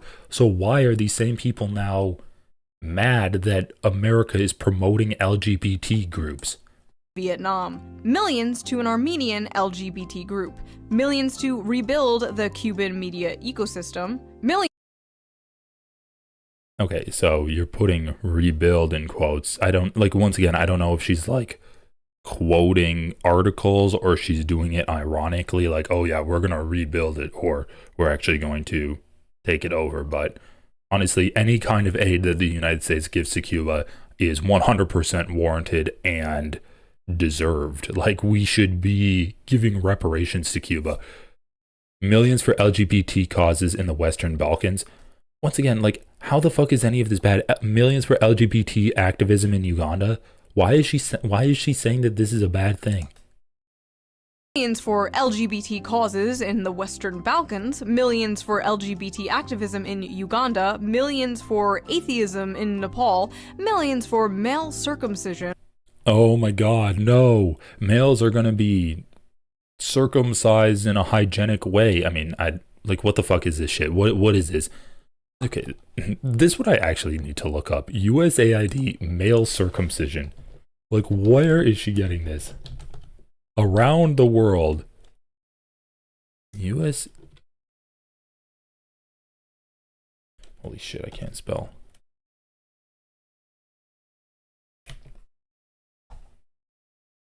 Trump says male circumcision in Mozambique is a scam. Shortly after, PEPFAR, which is mainly overseen by USAID, stepped up its efforts to support male circumcision programs around the world. So what the fuck is this PEPFAR? PEPFAR male circumcision. Voluntary medical male circumcision. An HIV. Holy fuck, bro. It's to prevent HIV. Bro, Schuenhead is like actually disgusting in terms of the fucking misinformation that she gives. Oh my god, USAID is promoting male circumcision? What monsters? Turns out it's a medical group that's overseen by USAID to help prevent HIV. Are you kidding me? As the science demonstrating strong evidence for voluntary medical male circumcision, it's, oh my god, like, when you say male circumcision, you assume it's like the Jewish thing where you get circumcised and when you're a baby, and it's widely criticized as something that's like non-consensual. It's a non-consensual, unnecessary surgical procedure. This is consensual. It's actually a necessary medical procedure to help prevent HIV. And Schuenhead goes on there and she's just like, oh yeah, USAID supports medical male circumcision around the world. What a ridiculous concept. And then you look into it and it's like, no, this is actually saving hundreds of thousands of lives. As the science demonstrating strong evidence for voluntary medical male circumcision for HIV prevention has evolved, the President's Emergency Plan for AIDS Relief, PEPFAR, has collaborated with an international agencies, donors, and partner country governments supporting VMMC programming. Mathematical models forecast that quickly reaching a large number of uncircumcised men with VMMC is strategically chosen populations may dramatically reduce community-level HIV incidence and save billions of dollars in HIV care and treatment costs. Literally, they cite the amount of money that this program is saving, and Schuenhead is using it as an example of frivolous spending. Like, you can't make this shit up. Schuenhead is citing voluntary medical male circumcision, VMMC, as an example of frivolous, ridiculous spending that USA does. As an example of, oh, this is money that's not going to aid just because it's not going directly into people's pockets at like the local level. And they're saying it could save billions of dollars in HIV care and treatment costs, but fuck it. It costs us like 20 mil, so we're just not going to do it. Bro, just the level of misinformation from Shoehead is like, it's ridiculous. Like, her channel should not exist. Oh, she does explain it? Around the world, and $2 million for sex changes in Guatemala. And many other things that were so ridiculous I had to double check to make sure I wasn't being trolled. Taxpayer-funded sex changes in Guatemala? We don't even do that here! Now, you might be saying, Shoo, this seems like some stupid anti-woke shit. And yeah. Also, we do that? We do? There was a whole thing where Trump allowed people in prisons to get transgender surgery, or people in detention centers to get gender affirming surgery. Kind of. You got me. But I ask you, young naive liberal, why the f*** was John Bolton once the head of USAID? John Bolton, for those of you who are unaware, is an infamous neocon hack. He's literally criticized Trump for not being enough of a warmonger. Neocon hacks, for those same few of you who are unaware, are the people in our government responsible for meddling with other countries all around the world and getting us into wars for basically funsies. So like Donald Trump, where he wants to meddle in countries all around the world, literally doing like an extortionist deal with Ukraine to get rare minerals out of Ukraine, trying to extort deals with every single country of the world through his tariffs policy, threatening frivolous wars just at his fancy to help his billionaire buddies like use Greenland to create this billionaire utopia, according to them. Like, you're describing Donald Trump, okay. The people who suck the teat of Raytheon, Boeing, etc. The military-industrial complex's favorite Discord kittens. These guys come in shades of red and blue. So why was John Bolton, a red guy, in charge of the same program, USAID, that is sending American taxpayer money to foreign countries to have things like trans pride parades? The truth is, the USAID... Bro, like, listen, you can say that they're helping gay people, but they're doing so, like, it's just completely misrepresenting what USAID does. And I mean, she's completely lied about the actual amount of money going to helping people. Just a total, utter lie. Then she's, instead of listing any of the good things it does, she's threw up a bunch of stuff, no sources. I mean, we looked through every single one of her sources that she had listed. None of the sources were about that list of things that were silly things USAID did. And then we look into one of the silly things that it did, and it's talking about how it's going to help reduce the spread of HIV and lead to a reduction in hundreds of billions of dollars in fighting HIV, in costs of fighting HIV. So she's lying at every level, man. And then she just completely reduces the good that USAID does by saying that, oh, they do a gay pride parade in Nepal or something like that. It's just so disgusting. Like, I can't vocalize how gross what she's doing is. And this video has over 1 million views in 5 days. The ID thing goes a lot deeper than what a lot of Republican commentators are saying. It wasn't just a bunch of libtards in government wasting our money on stupid woke things.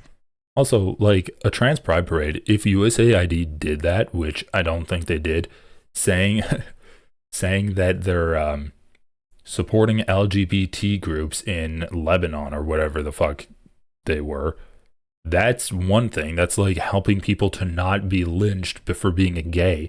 But even if it was a trans pride parade and USAID was funding that, that's still sick. That still sounds fun. Yeah, as you said, Maggie, I would definitely go to that. No, there's way more than that. You see, it's current year and we can't just do old-fashioned imperialism anymore. The people don't like that. It's a new era. The fuck are you talking about? Donald Trump is all about old-fashioned imperialism. Elon Musk, like, he literally wants to create a greater United States by invading Greenland, Canada, and Mexico. Putin that Donald Trump is like trying to ally with is doing old-fashioned imperialism. He never stopped. Israel, our greatest ally in the entire world, is doing old-fashioned imperialism. They're expanding their borders through military force. What the fuck are you talking about? So we have to dress it up in glitter and rainbows. To put it bluntly, USAID If you promote gay people, you're actually doing a psyop, you piece of fucking shit. is nothing but another form of taxpayer-funded regime change, wearing an innocent mask of aid. Shut up, Shu! You dumb bimbo populist! You reactionary shitlord! You cry, tears running down your fat, retarded face. The United States is just giving foreign countries billions of dollars out of the kindness of their hearts! Oh yeah? I have a lovely bridge on sale down the road. Would you like to buy it? Listen, despite Guys, USAID isn't helping people because Sean had made fun of people saying that it's helping people. So, checkmate, libtards. all its faults, I love America, and I Wait, is the white monster actually a dog whistle? I have no concept of that whatsoever. Like, I thought it, like, I know is it supposed to be like gamer fuel or something? Like, elaborate on that.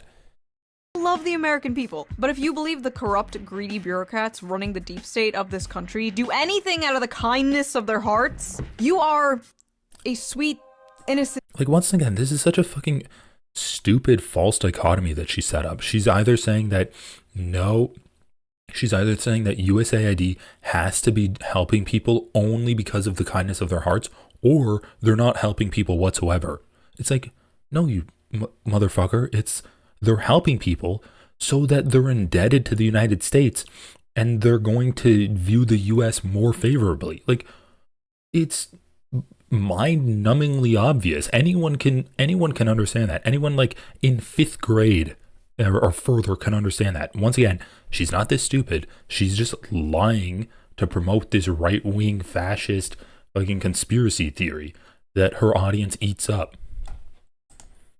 An angel, and you need to be protected at all costs. I especially side-eye any leftist who has the nerve to run defense for USAID, especially those who call themselves socialists or commies, considering the fact that USAID was basically originally created to destroy communist countries all around the world. Established in 1961 by President John F. Kennedy under the noble guise of aiding developing nations, USAID was, in many respects, an instrument during the Cold War to counter Soviet influence and keep the Third World from crafting its own.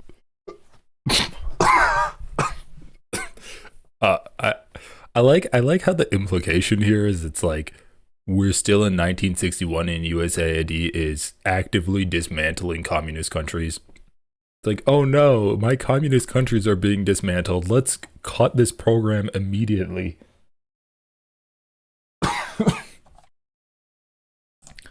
Socioeconomic model. A year after President John Kennedy created USAID in 1961, he told its directors that, as we do not want to send American troops to a great many areas where freedom may be under attack, we send you.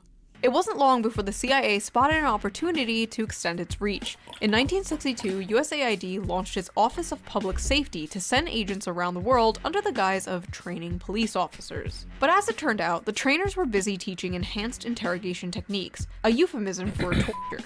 The scandal broke out in 1966, and although the office was finally shut down in 1974, the dark practices persisted within military and intelligence circles. By 1980, USAID Administrator John Gilligan was candid enough to describe the agency as nothing more than a graduate school for the CIA. At one time, many aid field offices were infiltrated from top to bottom with CIA people, he said. It was pretty well known in the agency who they were and what they were up to. The idea was to plant operatives in every kind of activity we had overseas, government, volunteer, religious, every kind. USAID was quickly nicknamed the CIA's little sister. Oh, and here is John Bolton holding a trophy given to him by USAID in the shape of a hand grenade. Yeah, nothing to see here, folks. So let's talk. Fuck. Truest Reaganaut? AID 1953? I just need to look this up. Truest Reaganaut. Truest Reagan. What is this? January 28th, 2020. John R. Bolton, truest Reaganomight, and C. Over the weekend, John R. Bolton burst into the news, and so in a less dramatic way did William B. Taylor. Taylor, as you remember, was U.S. ambassador to Ukraine, an acting ambassador to that country more recently. For the New York Times, he penned an op-ed piece headed, "Yes, Secretary," okay, whatever. The president, of course, has called Bolton a liar, so it's Bolton's, okay, what's the truest Reaganomight thing?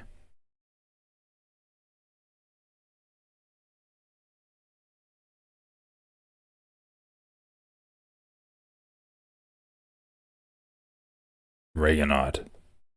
I look this up.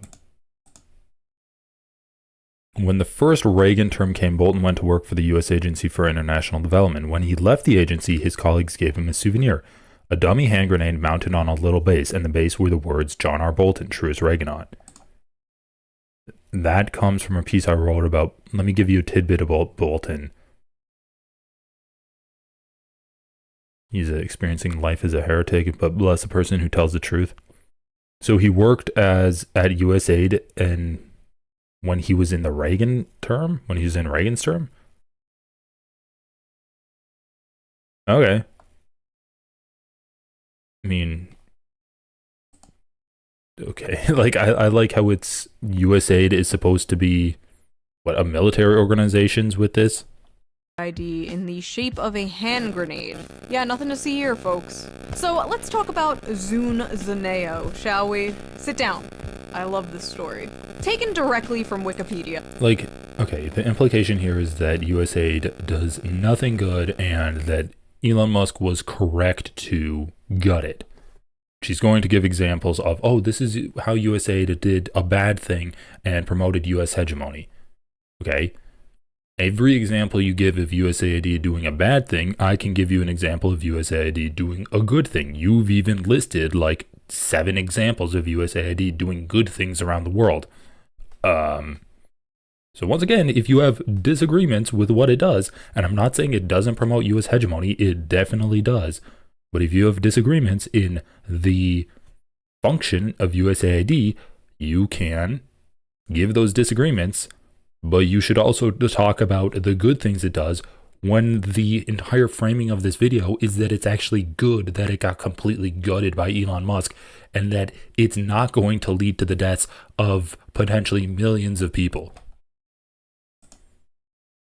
Zunzaneo was an online social networking and microblogging shit, did my audio service cut out? created by the United States Agency How's my audio doing now? Leftist audio. for International Development, aka USAID, and marketed to Cuban users. It was covertly developed as a long-term strategy. I mean, once again, guys, you can cut USAID, right? You can cut all the bad programs from it. But the issue is, if you get rid of the entire organization, that's going to destroy all of these supply lines that are helping people right now. And so when Elon Musk goes in there and he immediately guts the entirety of USAID, these supply lines completely disintegrate, and you can't just flip a switch and they turn back on and people get life-saving aid immediately when you flip that switch. That's why it's not so much that we can just get rid of the entire organization because it's done some bad things, and so let's just throw the entire organization out and do an organization that doesn't do any bad things. It's like, no, you got to pick and choose the policies that you support and get rid of the policies that you don't like.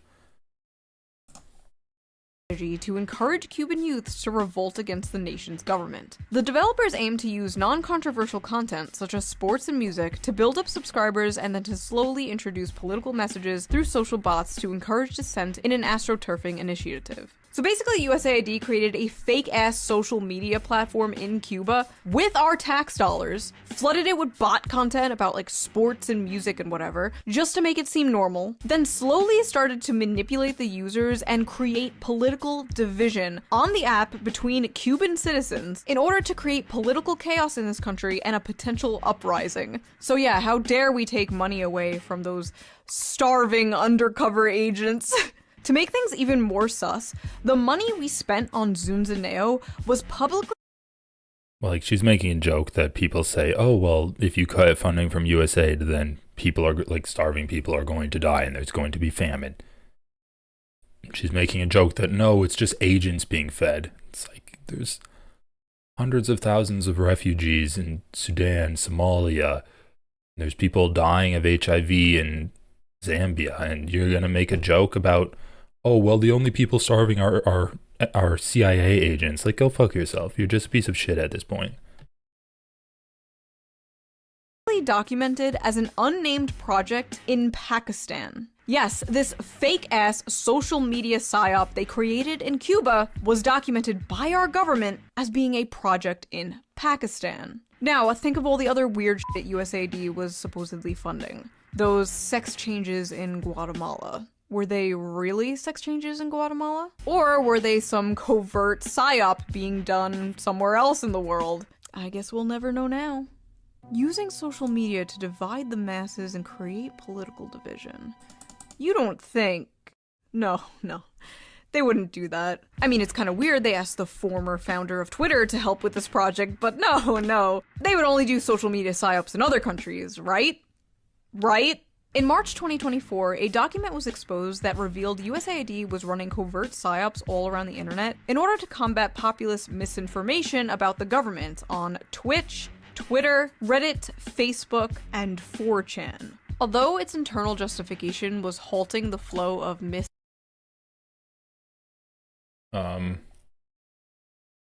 So just like talking about the $2 million in sex changes in Guatemala. It's like, oh, how can we ever find out if how can we ever find out if it actually went to sex changes in Guatemala? I'm like, I don't know. Can we look this up? And this is the first time I'm really like fact checking this. Fact check the White House's wildly inaccurate claims about USAID spending. The news then released. Okay, so what do we have here? The facts. According to surveys, many Americans have a misguided view of how much money the U.S. devotes to foreign aid. About 1.5 million to advance DEI in Serbia's workplaces. Okay, so we didn't see that. 70,000 for DEI musical in Ireland. That sounds pretty fucking sick. Okay, here we go. $2 million for sex changes. Oh, Schuon had conveniently left out the LGBT activism part of this. This is misleading, as it suggests USAID arranged for sex changes.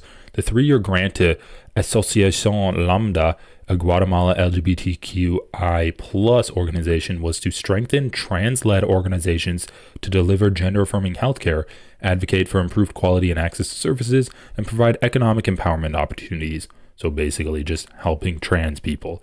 So she went ahead saying that it's trans or sex change operations is USAID helping trans people like not die. The WHO defines gender-affirming healthcare as any single or combination of a number of social, psychological, behavioral, or medical, including hormonal treatment or surgery interventions designed to support and affirm an individual's gender identity. About 350,000 of the grant has been delivered. So this is a 3-year grant. Only $350,000 has been delivered. But it's valid enough for Schuon to make a video about it, and yet she doesn't talk about like the $280 billion increase to the Pentagon's budget that Trump wants to do. I regularly went to the Hill and communicated, officials at Asociación Lambda could not be reached, but former senior USAID official who worked on LGBTQI plus programs for the agency said, I regularly went to the Hill and communicated on the record to note that for USAID, gender-affirming care does not include surgeries, hormone replacement therapies, or any other medical intervention. Are you fucking kidding me? So it's literally gender-affirming care that the USAID promotes or sponsors does not include any kind of medical interventions at all. No HRT, no surgeries, or any other medical interventions. It's just about like giving trans people a support place and a place that they can work on like advancing their economic opportunities. And Schuon doesn't say anything about that. And she's like, who knows where this money went? Well, this article knows because they interviewed a fucking official from USAID. And he said, and they also found out that only $350,000 of the grant has been delivered. I'm trying to not like lose my mind at this video. We're almost through. It's just so fucking infuriating. She just lies at every opportunity. And disinformation. It's Also, I'm not going to look this up because if I fact check every single part of this video, it's going to take hours to get through. But let's just take this at its face. If USAID is trying to combat misinformation, how is that a bad thing? Even if they're doing it in a covert way, where they're not being like, I am a government agency and I am saying that this is the truth and other things are wrong. Like, how is that a bad thing? How is correcting misinformation, or they said malinformation, which, look at this, i.e. misleading information, okay? So what Shoe on Head right now is doing is misleading, right? She's not saying anything factually wrong, even though she definitely is, but the majority of what she's saying isn't technically factually wrong, right? She said that actually, like, a lot of the shit she's saying is factually wrong. But let's say she's not doing things just factually wrong. Let's say that she did say, oh, USAID sent $350,000 to Guatemala to support trans people. Isn't that ridiculous? Let's say she said that. That would be still misleading because it would still tell people the USAID as a whole is a bad organization, right? Because she's not talking about the millions of people that rely on NGOs funded by USAID. So she doesn't talk about that. So what she would be doing is misleading. Like right now, it's straight up misinformation that she's putting out there. But even if we corrected the misinformation, it would still be misleading, right? That's a way of lying by omission. So when they say that it's misleading, i.e. bothersome truths the U.S. government would prefer the public does not know, that's also just a lie. Like saying that misinformation is misleading means that it's a truth the U.S. government would prefer the public does not know is insane to say. Like that's actually fucking insane to say. And she heard of lying by omission. But once again, Shoe on Head doesn't actually care about telling the truth. She doesn't care about giving an accurate picture of reality to her fans.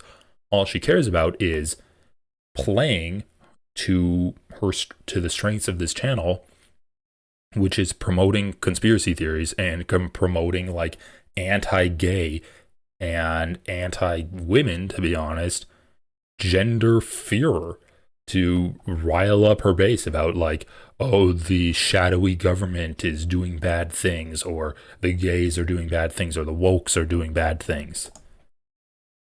Seem particularly concerned with malinformation, a concept it defines as speech that is factually correct but misleading, i.e., bothersome truths the US government would prefer the public does not know.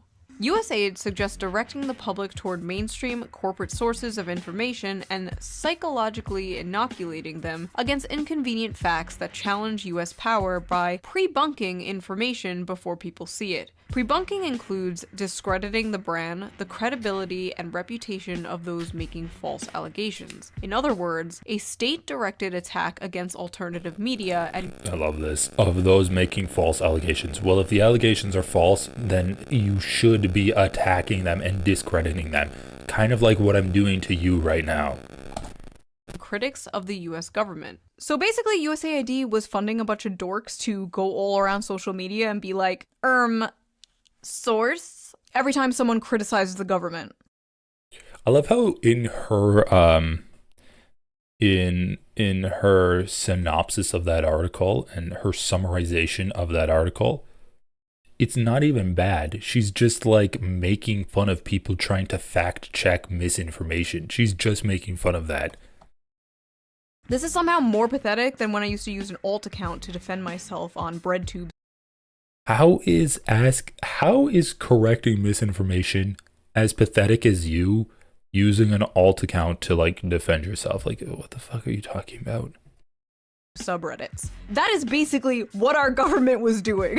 Also, I like how this implies the people you called a Fed online might have actually been a Fed.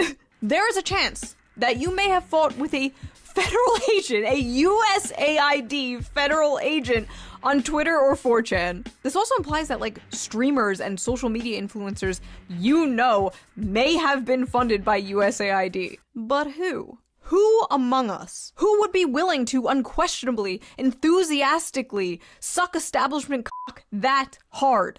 For all the bad stuff America does around the world, USAID was just an organization that did a lot of nice things. Like, it put a lot of money into efforts to help people in a variety of ways, like both materially and culturally. It's just like a nice way for the United States to have a positive presence around the world. For the record, I do not actually believe Destiny is being funded by USAID. I just thought that transition was funny. I fucking love that quote, though. USAID was just a nice organization that did a lot of nice things, like culturally help people around the world. Culturally help people? Why are we in the business of cultural imperialism? Why do we have to culturally enrich Latin America or the fucking Balkans? So not only are we the... I mean, if you say giving money to LGBT groups so that they have places they can go for support and to find job opportunities, once again, explain to me how that's bad. World police, but we are now the world HR department? No thank you. Why are we spending billions of dollars doing fuck-ass shit in other countries while ours crumbles? I don't care about teaching gender studies to Ugandans. The pothole in front of my house hasn't been filled in 3 years. These are my taxes, and I believe my taxes should go to help people in my country. Insane that she's giving this argument while ignoring the Pentagon budget. Like, girl, the Pentagon budget was $880 billion, and Donald Trump wants to bring that up to $1 trillion. And you're going to sit here and talk about the spending on USAID and not on the Pentagon? You're not going to talk about the complete dismantling of the IRS? You're not going to talk about that shit, which funds the government? Okay. Yeah, no. Get real riled up about our spending of $350,000 to a clinic in Guatemala that supports LGBTQ people. I don't think that's controversial to say. And I know many conservatives agree with me. I'll always hear them say, we can't be spending money in Ukraine. We have to take care of our own. And then they just... Also, let's see. So I'm just right now reading a bit of one of the articles that Sean had cited in her list of sources. And I think it's kind of interesting because it's honestly not that interesting. But what do we got here? So I was reading. What was I reading? Independent outlets, perhaps most notably even Reporters Without Borders, did the same. Oh yeah, this one. Not only that, but some USAID-backed journalists candidly admit that their funding dictates their output and what stories they do and do not cover. Leila Bisakcic, CEO of Center for Investigating Reporting, a USAID-supported Bosnian organization, admitted on camera that if you are funded by the U.S. government, there are certain topics that you would simply not go after because the U.S. government has its interests that are above all others. While USAID specifically targets foreign audiences, much of its messaging comes back to America. So this is hilarious. Like, Seanhead's trying to make it seem like USAID is funding psyops in America, and her own source is saying that it's specifically targeting foreign audiences. And I also just think this is so funny that Seanhead's acting like she uncovered this conspiracy where the U.S. uses aid as a cover to actually fund journalists that are going to be like supportive of the U.S. government. It's like, that's our entire media ecosystem. Like, why do you think the media is refusing to ever like badmouth America? Why do you think they aren't criticizing the Yemen bombings? Why do you think they're not criticizing the genocide that we're funding? Why do you think they've been so pro-Ukraine in this? Our media doesn't need USAID to fund them because it's the nature of our media ecosystem. The way they get access to the government is towing not the Democrats, but towing the foreign policy interests of the government. And also, like, obviously they're bankrollers. They tow capital interest. That's why they're so obsessive over the stock market. and other indicators that when the indicators are good, it helps capitalists, not really helping everyday people like the workers. And it's why they always talk about the interests of America, the foreign interests of America as like a good thing. All of the pro-Palestinian news anchors have been fired. Like there are none left on legacy media. And it's the same on like quote unquote new media. They are beholden to corporate donors too, or billionaire donors too. I mean, it's all over the place. And Shuan has to go to USAID and discredit the entire organization because they fund reporters that do the exact same thing that all media in America does.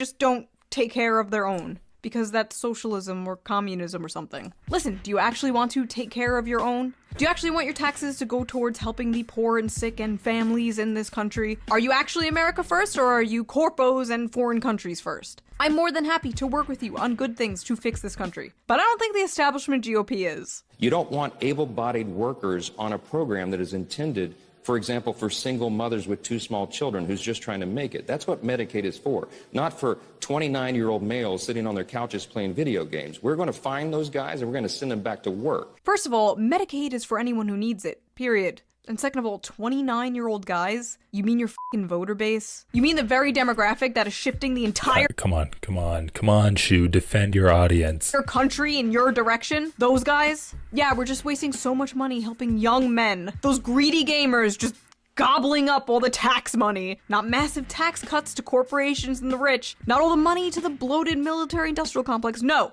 Gamers. Young men who can't find a job, can't afford a house, can't afford college. Young men who can't build a family because of the society you created. Those guys, they need to pull themselves up by their bootstraps and pay for their own Medicare. This care isn't for them, it's for women. What? Great to know both sides of the establishment fucking hate young men. Anyway, sorry, I popped off. Let's get back on topic. Now, USAID did do some good things, I won't deny that. But even some of the good things USAID did were nothing but a bunch of fronts. Using Cuba as an example again, because these are some of the only ones that have been exposed so far, there was a USAID program called the Travelers Project that was said to be an HIV prevention workshop. But yet again, it was nothing but another covert regime change psyop. This was exposed in 2014 by the Associated Press. Young Venezuelans and Peruvians were deployed by USAID to Cuba's college campuses for $5.41 an hour. Really, USAID? Billions of dollars force feminizing mice and you can't even pay your spies a living wage? Sad. Anyway, they were used to recruit college students into political organizations with the goal of turning them against their government. The goal of, once again, creating political division. In the exposed memos about this, USAID called their HIV workshop the, quote, perfect excuse. Right. But we're totally funding DEI. So it says, the perfect excuse, here are 5 things to know. The young spies from Costa Rica created an HIV prevention workshop, that they called the perfect excuse to recruit political activists, a ruse that could undermine USAID's credibility in critical health work around the world. What was the workshop? So it was just a workshop. Their efforts were fraught with incompetence and risk. The U.S. Agency for International Development had overseen the creation of a secret Cuban Twitter program to stir political dissent on the island and bypass Cuba's stranglehold on the internet. That program was part of a larger operation. The agency secretly dispatched young Latin Americans to Cuba using health and civic programs to provoke political change. The operation began just as American contractor Alan Gross was sent to jail in December 2009 while working for another USAID-sponsored project. Was he sent to jail in Cuba? Anyway, this is pretty funny. So, yeah, once again, it's like one program where USAID funded regime change, or funded like trying to change political dissident, which once again, I never said that they're not trying to get people to support the United States more. And Shuanhead's going to use that to discredit the entire thing. oh, you say that male circumcision, voluntary medical male circumcision, is used to prevent HIV transmission? Well, that's actually probably just a cover, because in this one example, they used HIV prevention workshops as a cover to encourage political change. Like, okay, you have one example of this happening. That's not going to discredit everything else that USAID has done that is good. And once again, if it's bad, like Shuan had said at the beginning of this video, I support things that are good and I'm against things that are bad. It's like, I agree, but you're not talking about the good things that USAID has done. In Vietnam for pure humanitarian reasons, I'm sure. This was done so quote, perfect excuse. Right. But we're totally funding DEI in Vietnam for pure humanitarian reasons, I'm sure. Like, okay, let's just break this down a little bit. The reason why this operation took place in Cuba is because we have a blockade on Cuba, and Cuba considers America an enemy, as it should, and it has a stranglehold on the internet so that they can basically control opinion. And so why would there potentially be a reason to front an operation to change opinion? Because Cuba is against the United States. Why is Vietnam against the United States? That's what I don't understand. What possible reason could people have to try to like foment an insurrection against the Vietnamese government, which has been so anti-America forever? This was done so sloppily that even our boy John Bolton came out and disavowed it, but not without saying he thought it was a good idea in principle. Yes, it's a great idea to create taxpayer-funded secret psyops all over the world in order to f*** with other countries' politics. Just don't recruit teenagers to do it next time, okay? What? I honestly just think it's kind of funny we were funding anti-socialist agendas all around the world and decided— Yeah, we did fight a war with Vietnam, to be fair, but that happened a long time ago, okay? Like, to be fair, I guess we never even really fought a war with Cuba. We're just mad at them for some reason, and the US can hold a grudge. it as social progressivism. Don't think too hard about that one. Now, Cuba wasn't the only place USAID was culturally helping. On January 12, 2010, a 7.0 magnitude earthquake struck Haiti, killing 220,000 people. Yeah, we have a good relationship with Vietnam. We have a $124 billion trade relationship with them in 2023. So I'd say that's a pretty good relationship. Yeah, why, like, now that you guys pointed out the white monster, it's actually kind of annoying me how she doesn't drink it. And she literally will pour the energy drink into like a wine glass and drink that to reinforce her like wine mommy stereotype that she's trying to play up. But yeah, she holds the monster can like she's a UFC fighter being sponsored by it. Injuring another 300,000 and leaving 1.5 million more homeless. In the wake of the catastrophe, the United States provided $1.6 billion in reconstruction funding to Haiti, $651 million of which went to USAID. Rather than employing Haitian construction companies, USAID contracted out the rebuilding projects to international firms.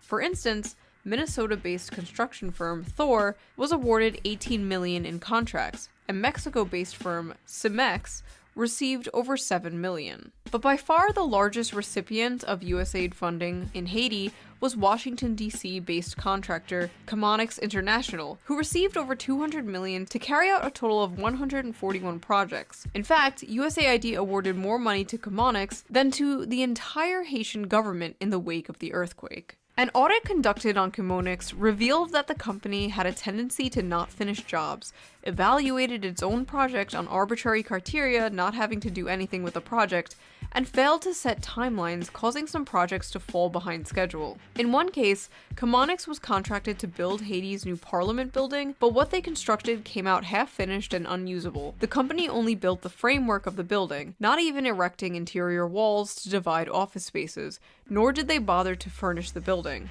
Left with this, the Haitian government was forced to draw $775,000 from its public treasury to complete the project. Despite these disastrous results, Chemonics to this day remains USAID's top contractor. The construction company was awarded $506.4 million in contracts in 2021 alone. In a leaked email exposed by WikiLeaks, they described this tragedy as a gold rush, ensuring that it would be great for international companies. Seems like the only thing they are Who described it like that? USAID described, like, what is she talking about? USAID described the earthquake. USAID described the earthquake in Haiti as a gold rush. An audit conducted on Chemonics Wait, how much money did Chemonics get? In fact, awarded more money to Chemonics than the entire Haitian government in the wake of the earthquake. Okay. So just one thing, like we know that they work off of grants and it's paid in parts. Like, basically what I'm saying is was Chemonics paid for this, and then is that like corruption that we can root out, or was it just that they didn't do it and the project was passed to the Haitian government? But like, were they paid for an incomplete building? Which once again kind of sounds like something Trump would do. Project and failed to set timelines, causing some projects to fall behind schedule. In one case, Chemonics was to complete the project. Despite these, like, I like how the example here is one building that it's not like Chemonics didn't do anything with the entire reconstruction process, but it's one building was half finished by one company that was contracted by USAID, and then the government stepped in and finished building it. Okay? And we're supposed to assume that what? USAID is corrupt and they're just paying these half-assed contractors to do nothing? It's like, no, it seems like your own evidence that you're giving us makes it seem like they actually did a pretty decent job of rebuilding the country. And yeah, like, I don't know, can you give us actual evidence of corruption for this that should show that America shouldn't be giving money to these corporations? Results, Chemonics. Like, it's the Haitian government, dude. It's one of the most destabilized governments in the entire world right now. And it was right after an earthquake. It kind of makes sense to me that money was given to contractors that weren't based in Haiti to rebuild Haiti. That's just an assumption that I would have. To this day remains USAID's top contractor. The construction company was awarded $506.4 million in contracts in 2021 alone. In a leaked email exposed by WikiLeaks, they described this tragedy as a gold rush, ensuring that it would be great for international companies. Seems like the only thing they are culturally helping is their own wallets, am I right? And you know how you always hear about how poor people are in Venezuela and how the politicians are so rich and live in luxury? Yeah, part of that has to do with USAID. Billions of dollars of aid we sent to Venezuela just lined the pockets of US-backed politicians there. Only 2% of the aid we sent to Venezuela actually went to help Venezuelans. So at this point, the whole... Like, you're not going to throw up a source for that? 2% of the aid we sent to Venezuela. Okay, let me just look this up. 2% of USAID to Venezuela. All right, let's see. What do we got here? What do we got? Just 2%. So this is Devix. Maybe this was one of her sources. Just 2% of U.S. aid to Venezuela reached the country, report finds. A report finds that U.S. aid's humanitarian assistance to Venezuela was driven by political, not humanitarian needs. Okay, faced significant policy coordination and strategic planning challenges in designing and implementing. Okay, so they're just like, it was hard to implement humanitarian and development programs. The report, which the watchdog quietly released earlier this month, found that the former Trump administration's political objectives consistently interfered with USAID's response to the regional humanitarian crisis. Over 5 million Venezuelans have fled the country since 2015. Wait, when was this article written? 30th of April 2021, so during the Biden administration. costing $2 million. Of the 368 metric tons of USAID's Office of Foreign Disaster Assistance and Office of Food for Peace sent to the Colombian border in 2019, costing $2 million, only 8 metric tons were actually delivered inside Venezuela.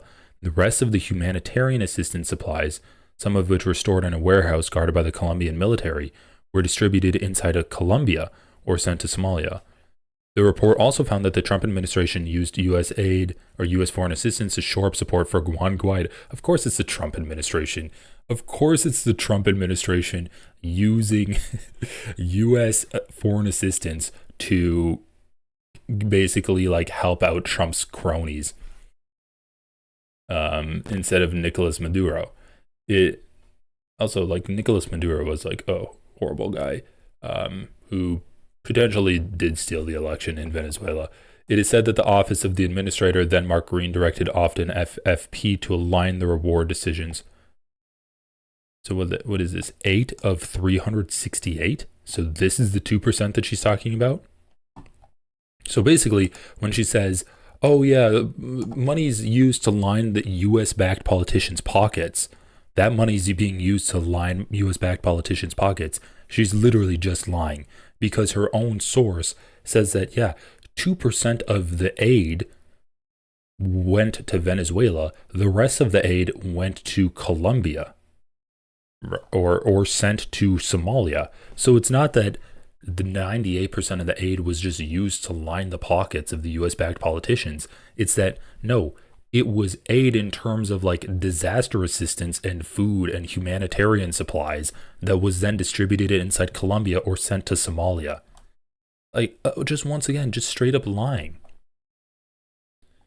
The politicization of aid was cause for concern, USAID staff told OIG inspectors. In January and February 2019, the U.S. government identified USAID's humanitarian assistance for Venezuelans as also serving as a key tool to elevate support to the Venezuelan interim government and increase pressure on the Maduro regime, the YG report found.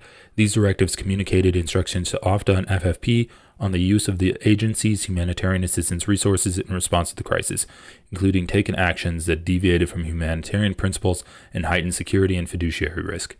Total USAID funding for the Venezuelan regional crisis was $507 million after fiscal years 2017-2019, with $260 million for humanitarian assistance and $247 million for development assistance. In early February 2019, the opposition government of Guaido expressed its intent to force a delivery of aid across the border at a donor conference in Washington, in defiance of Maduro, who saw the move as part of a coup attempt. Skyrocketing inflation had made it nearly impossible to afford basic supplies such as food and medicine. Okay, but Maduro denied his country was experiencing a humanitarian crisis and blocked delivery of the USAID supplies. Clashes at Maduro-controlled border crossings led to the destruction of 34,000 of U.S. humanitarian supplies as the opposition attempted to get it into the country on. So I like how Shuan Head is basically saying, like, oh, only 2% went into the country because the United States was trying to back U.S.-friendly politicians. But it's like, no, only 2% made it into the country despite the United States trying to back U.S.-friendly politicians. So yeah, just again, a lie by Shuan Head, basically trying to make it look like USAID is completely corrupt, and not that it's not being used as a tool of U.S. hegemony, but it actually is helping people, and that 98% of the aid that Shuan Head said went into the pockets of U.S.-backed politicians actually went to Somalia and Costa Rica, like helping or not Costa Rica, and Colombia, helping people in those countries. World, how poor people are in Venezuela and how the politicians are so rich and live in luxury. Yeah, part of that has to do with USAID. Billions of dollars of Literally, USAID was trying to help the people of Venezuela, and the rich and corrupt politicians were preventing that because it was used, because they're afraid it's going to be used as a tool for U.S. hegemony. So just like everything she's saying right now is completely backwards. Aid we sent to Venezuela just lined the pockets of US-backed politicians there. Only 2% of the aid we sent to Venezuela actually went to help Venezuelans. So at this point, the whole world was basically sick of USAID's bullshit. In 2013, Bolivian President Evo Morales expelled USAID officials from his country on the grounds that the agency had conspired against his government by allegedly manipulating social movements in the country. He also charged that a previous USAID program that sought to help cocoa farms switch to new crops was politically motivated. Russia expelled the agency in 2012 for similar reasons. Its foreign ministry argued in a statement that USAID attempts to influence political processes through its grants. And in February, Kenyan Cabinet Secretary Francis Kimimya claimed that his government had evidence. Like, this is the thing, guys. The Maduro situation was a perfect example of this. Was there a legitimate need for humanitarian assistance in Venezuela in 2020 when that happened? Yes, there was. There was a disaster, people were starving, and humanitarian assistance was desperately needed. Was that humanitarian assistance politically motivated, and would it have political ramifications? Yes, it would. Maduro positioned himself against the United States, and so why would he let his political enemy send in aid to help his people that he couldn't help? That has political ramifications for him. What I don't like is the implication from Shuonhead that if there are political ramifications and there are political aspects to aid, that means that aid is not actually aid, and it's just the United States using it as some kind of like excuse to do covert operations in the government or covert operations in the country.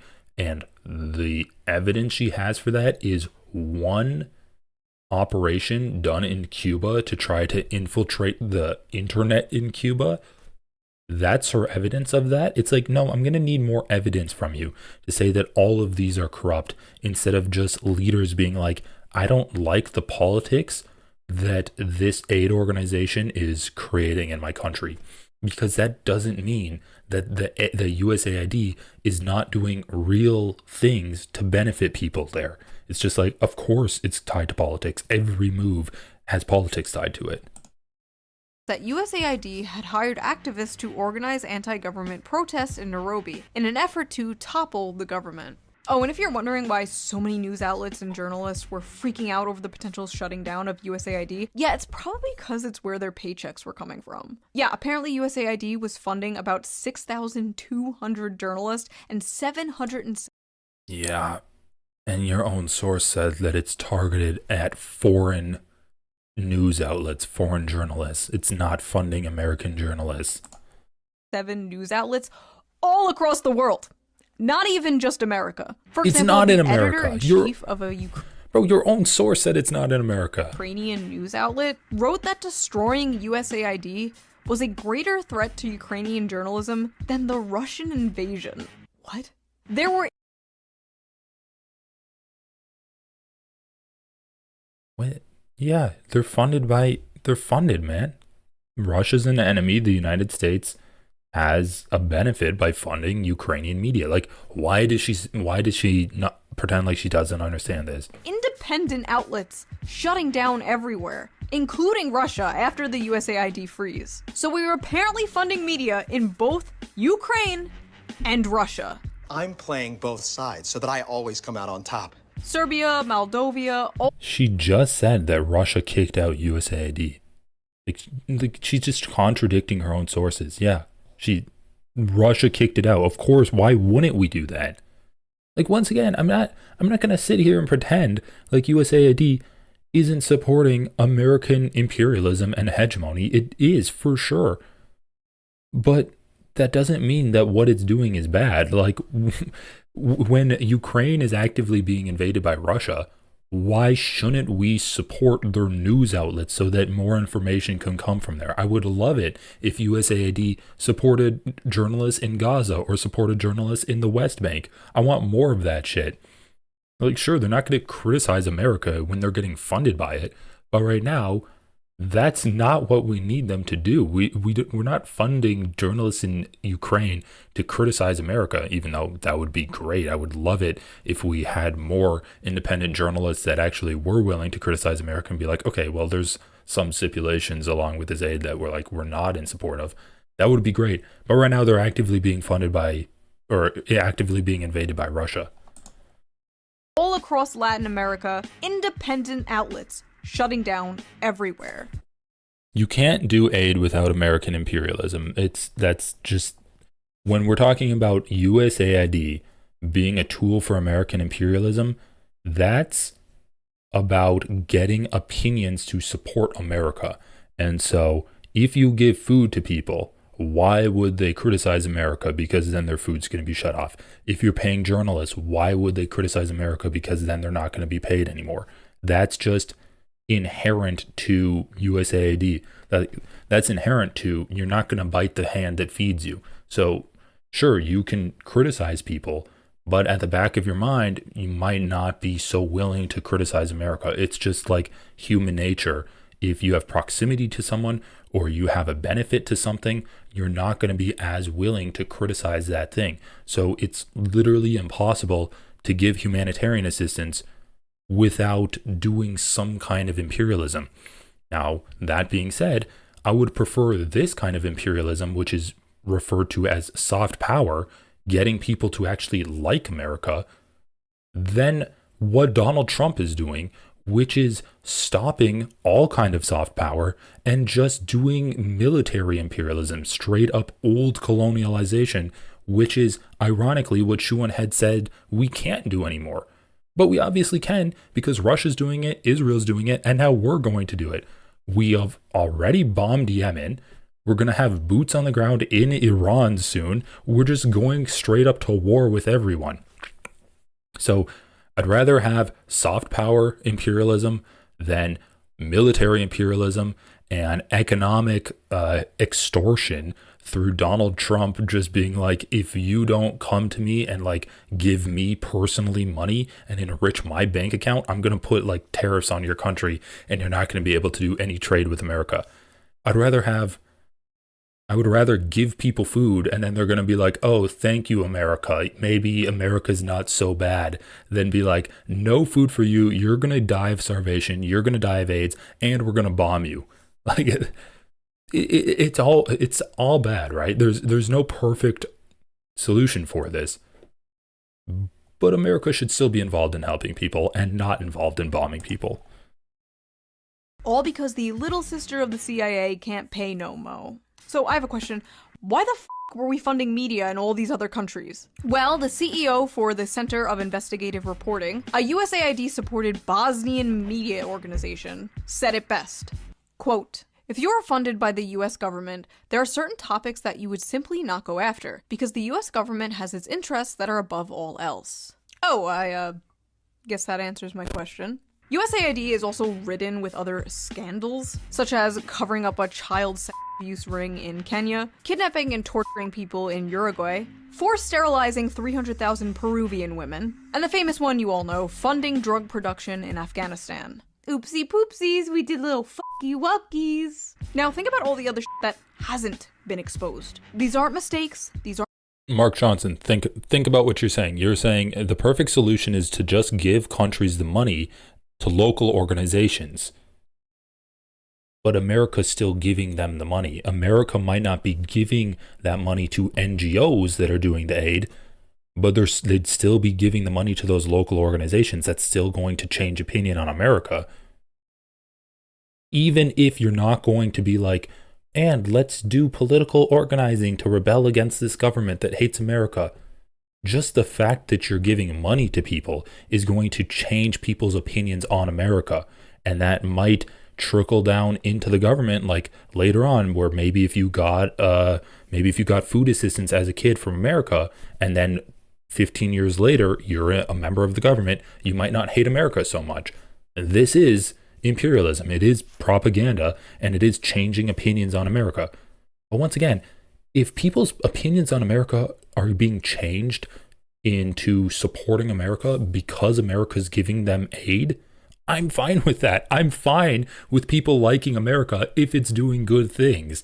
Like, sure, America's doing bad things too, and you can argue that right now America's just trying to change people's opinions on it without atoning for any of the bad things it does. But if it does atone for it and it does give aid, that's all good.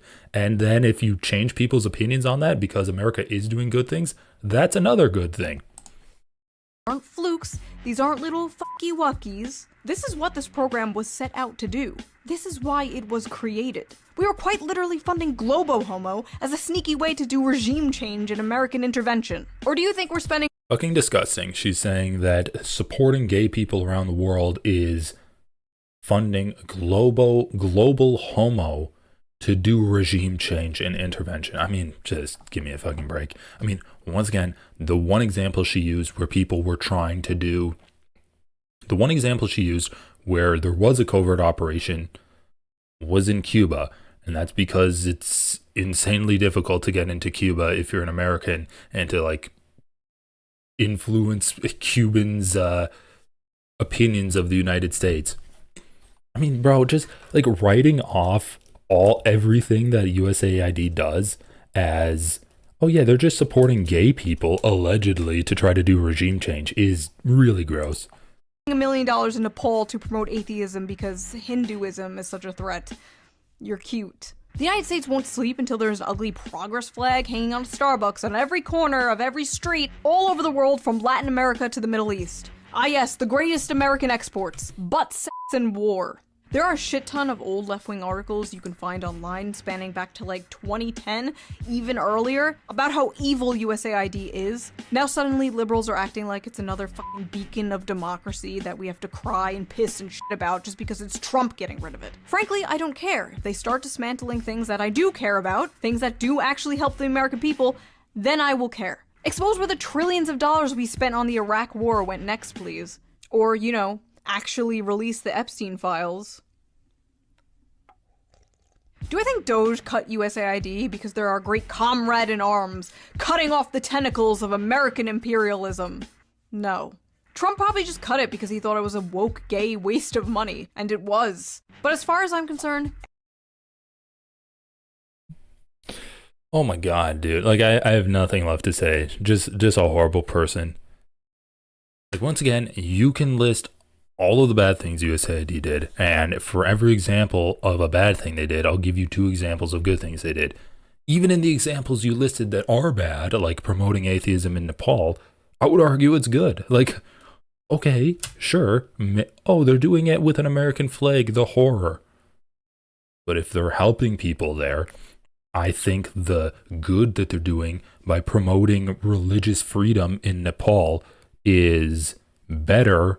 Like, that has more value than them being like, oh, and maybe you should, I don't know, not shoot an American flag if you see it. America's good. Here, America's good. Take this money for being, or America's good. Let's open up a center for religious freedom and allowing people of different religions a place to just chill out at. That's better than the imperialism. Like, that's worth more than the bad of imperialism by making people think the United States is good. every article written about how bad dismantling it was written by John Bolton himself. Like the president of Colombia said, "Take your money with you. It's poison." All the sources I used in this video and all the information I got for this video will be in links down below. Feel free to do your own research as always. And if you like this video, please consider subscribing. A lot of you aren't subscribed apparently. You just watch and fuck off. I mean, not that many people. I will find you. Also, this video is most likely going to be demonetized, so if you can and if you want to, please donate to me on Patreon, link down below. It helps the channel so much, and I appreciate it. And I will see you next time with a less serious, more fun video. Bye! Oh, great. We can get back to the Reddit men versus women drama. I cannot wait. Alright guys, I've been going for about 2.5 hours. I think we'll cover one more topic and then cut this. Brian Leaf 00 says, "Uninformed leftist, I don't give a fuck about SOH, Shoehead, but your name is fitting. I'm reminded of one of the Vanguard guys saying the manifesto was too hard to read." Well, okay. You know what was hilarious? I haven't like looked through my comment section at all lately, but I saw this one comment that was trying to be mean. I wonder if I can find it. I saw this comment that was trying to be mean. It made me laugh so hard. Was it on this one? You keep pausing. No, it wasn't this one. It wasn't this one. Oh no, I think I know what it was. I think it was this one. Against a I saw something that was so funny. Doo-doo.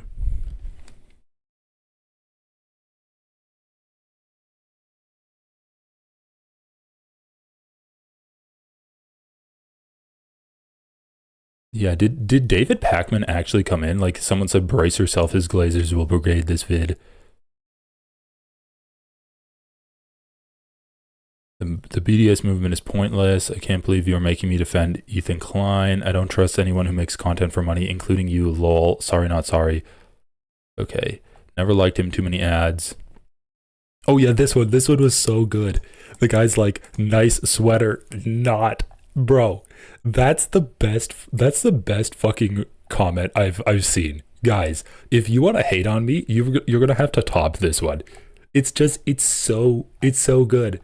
Like, the thing that he zeroes in on is my sweater in this video. Here, let me try to move my camera. The thing he zeroes in on is the sweater that I was wearing in this video, and then he's like, nice sweater, not. It's just like perfect fucking middle school lunchroom insults behavior. That just like made me laugh for so, like, that was just awesome. Like, I love you, bro. If you're watching this, I love you. Like, please give me more. Please make my day more. Okay, so we can close all of these. Like, once again, she said she cited her sources. She really didn't. This was a speech that I wanted to check out, the State of the State address. I think there's like actually something worth watching, a clip from this. And then we'll like, I think I'm going to end up covering this. Let's see, what do I got?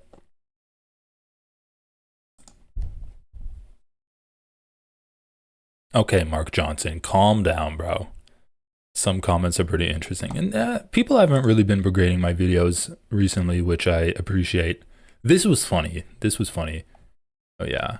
And then I wanted to watch like the Tim Walz thing. Let's just see if there's a most played. Nah, there's not gonna be a most played here. I'll watch this and then see if I can come up with anything else that's interesting to talk about.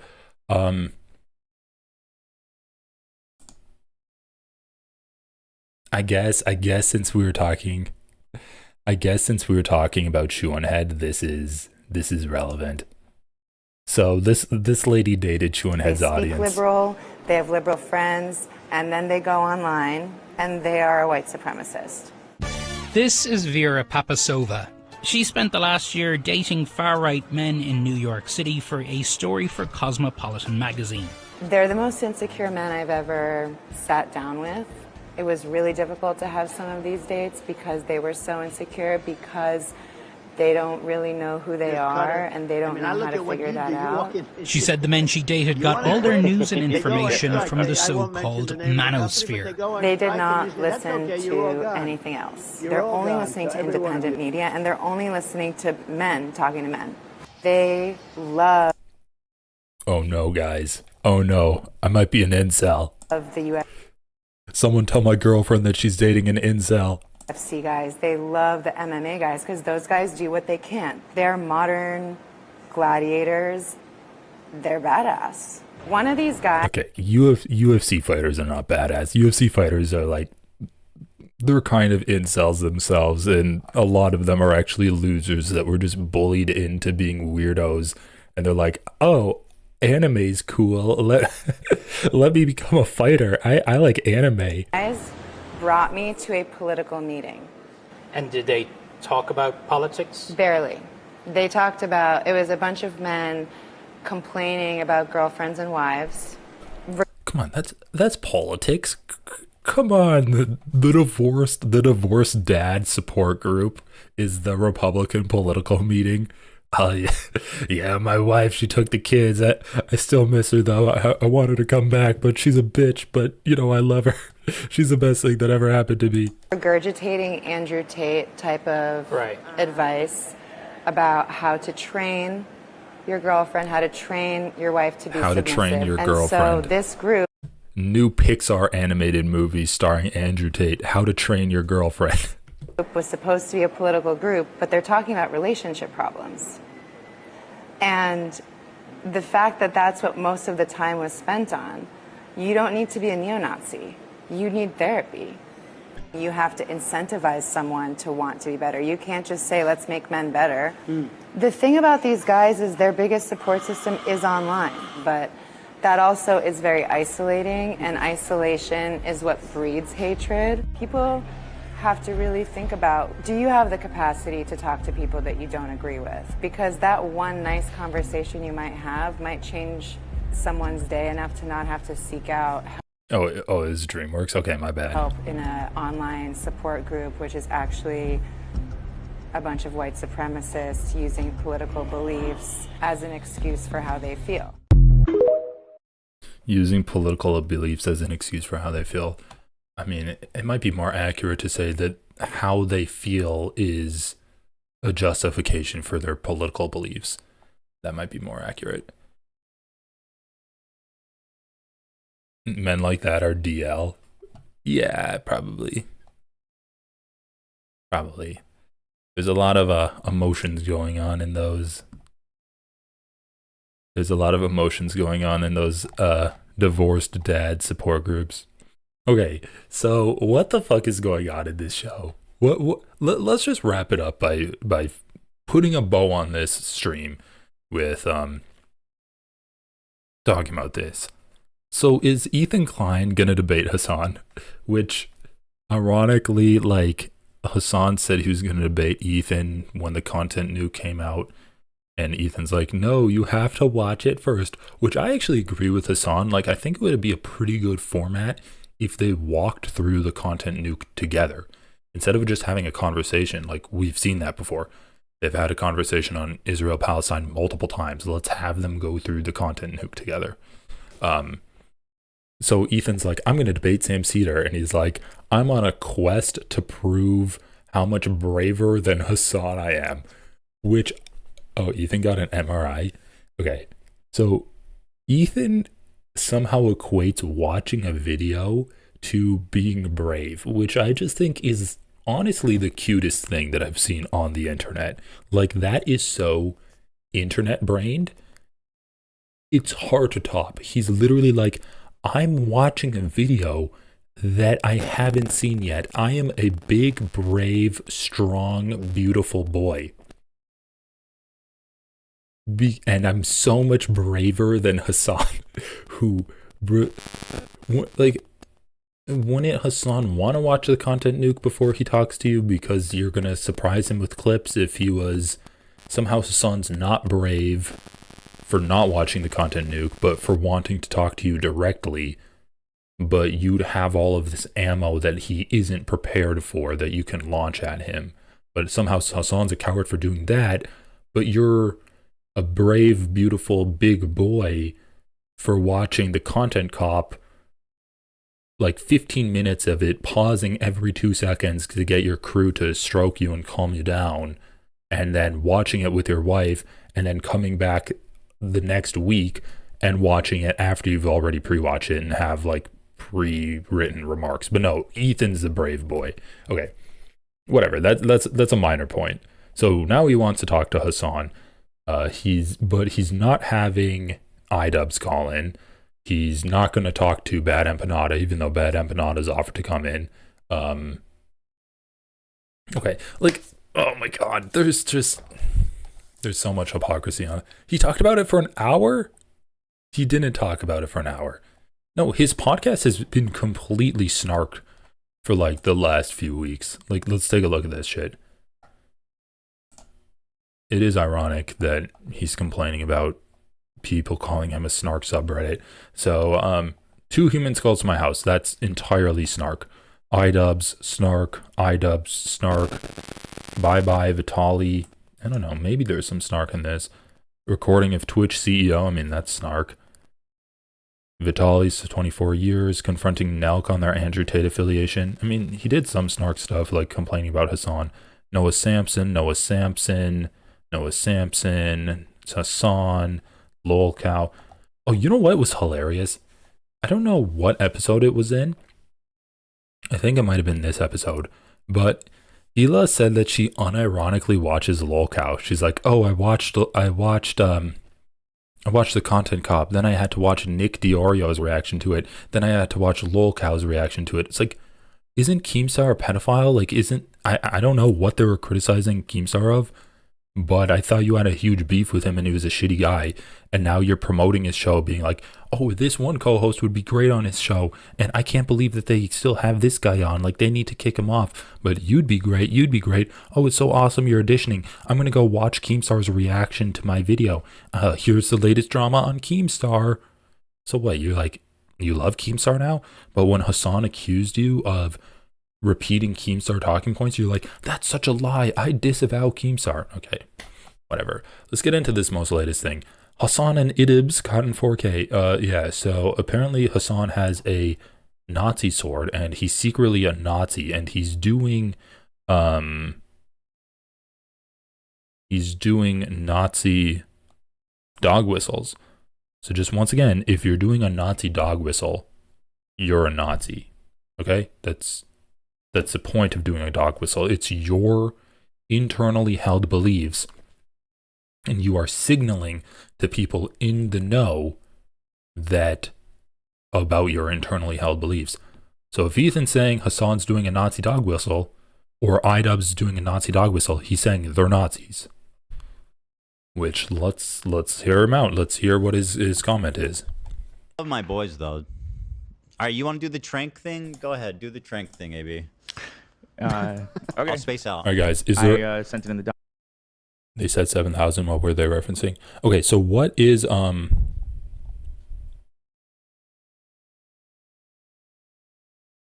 What is there anything relevant in here? Like what are these?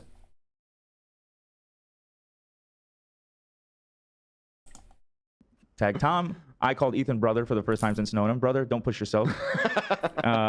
Olivia said, haha, this is so cute. Gally said, you deserve it. Ethan said, bro, what is happening? I never seen you guys so unified before. Literally. And I said, we care. Olivia said, that's a sister for real. Zach said, we care. I said, you brought us together. This is the real fellowship. And then Galia says, I've seen you working for a week, 24/7. Dan said, oh yeah. Wait a second. No. We have to watch this. Hello, my friends, and welcome back to the H3 show. Do you have your passports? Did you get your... The first big incident after 9/11 of like a hate crime was against a Sikh man. I think that's correct. We fact-checked that, I think, last week. Yeah, we talked about that with recently. Mura. Yeah. Yeah, I'm remembering this now. So like, they wow. were supposed to have... Wow.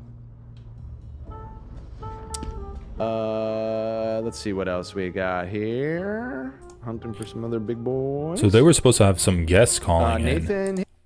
Let me see.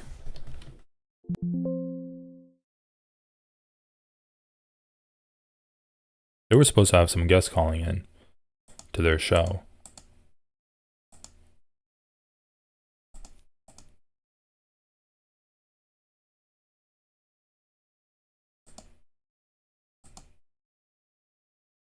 People are calling in, the people that are all right. Okay.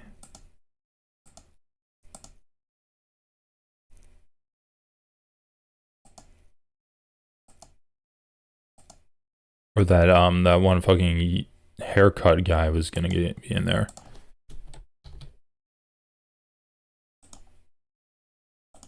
Let's call in right now. Yeah, he's supposed to talk to Sam Cedar. You don't think Hassan is a racist, I think, is the problem. There you go. That's Matt. Okay, so he says that everyone on this show is scumbag. I mean, we kind of saw this. You know what's interesting? He doesn't play the rest of Sam Cedar's clip. So, I mean, he plays a bit of Sam Cedar, but then when Sam Cedar says, yeah, I think that if you're talking about this issue, you've just blocked it out now because you can't defend what Israel's doing. Sam goes on to say that. Ethan doesn't play the rest of that clip, but he plays the beginning of it and is just like, oh no, Sam 100% agrees with me on Israel. And then Sam's like, if you're focused on Israel and you're not against the genocide right now, you've just blocked out all of Israel stuff. That was today's show and they canceled. So guys, who were the guests that were supposed to be there? Let's just play. Why did the guests not show up? Yeah. Let's play this. Don't do it. Well, so okay, I know You everyone don't hear wanted my the day text now off. too? And listen, I would have liked the day off too. I was really close. But at the end of the day, I'm like, It was your choice. you picked. Yeah, but sometimes you got to, You're right. Sometimes hard You got decisions have to be made. soldier what you through. want. You are Yeah. you're a soldier for sure. Fucking ass whooping is what he needs. So there's a few things to shut up. There's a few things to consider. One is that I had a lot of stuff I wanted to say that, and you guys haven't. Some of you may have seen the Ethan Klein video where we update, but we were debating the swastika sword thing, and basically we have them dead to rights. Oh God, this watch is ruining everything. So you're gonna. I didn't want to say that about her, but if she's willing to say it about herself, then I mean, then. Oh. Ethan, the dumb bitch is telling you to wake up. I didn't want to say that. I wouldn't say that about her. I mean, yeah, you did. You wanted to call her. I don't know, if I say the C word, is my video gonna get demonetized or taken down or what? Like, what's YouTube's video? Is that just like harassment? I don't know. Who knows? I can't get into her mind. Say, yeah, right. I can't, who can interpret her thoughts on the matter? But also the biggest consideration Hallucinogender? You ever take guess? I'll hop on with you. I mean, yeah, sometimes I do. But what do you want to talk about? is, of course, you guys at home who deserve to have their Wednesday show. So Ethan basically is like, oh, you guys wanted me to talk to Sam Cedar, but he's just a token Jew. Like Ethan's literally called him a token Jew before. You just want me to talk to a token Jew that is against Israel. That's actually anti-Semitic for saying to talk to Sam Cedar. And then Ethan plays a clip of Sam Cedar being like, oh, Ethan thinks I'm racist. And he's like, okay, well, it's time for me to talk to Sam Cedar. So obviously, the reason why Ethan wants to talk to Sam Cedar is the same reason why Hassan said you should talk to Sam Cedar, because Ethan respects Sam Cedar and he values Sam's opinion. So it's like, you want to talk to him because you value his opinion.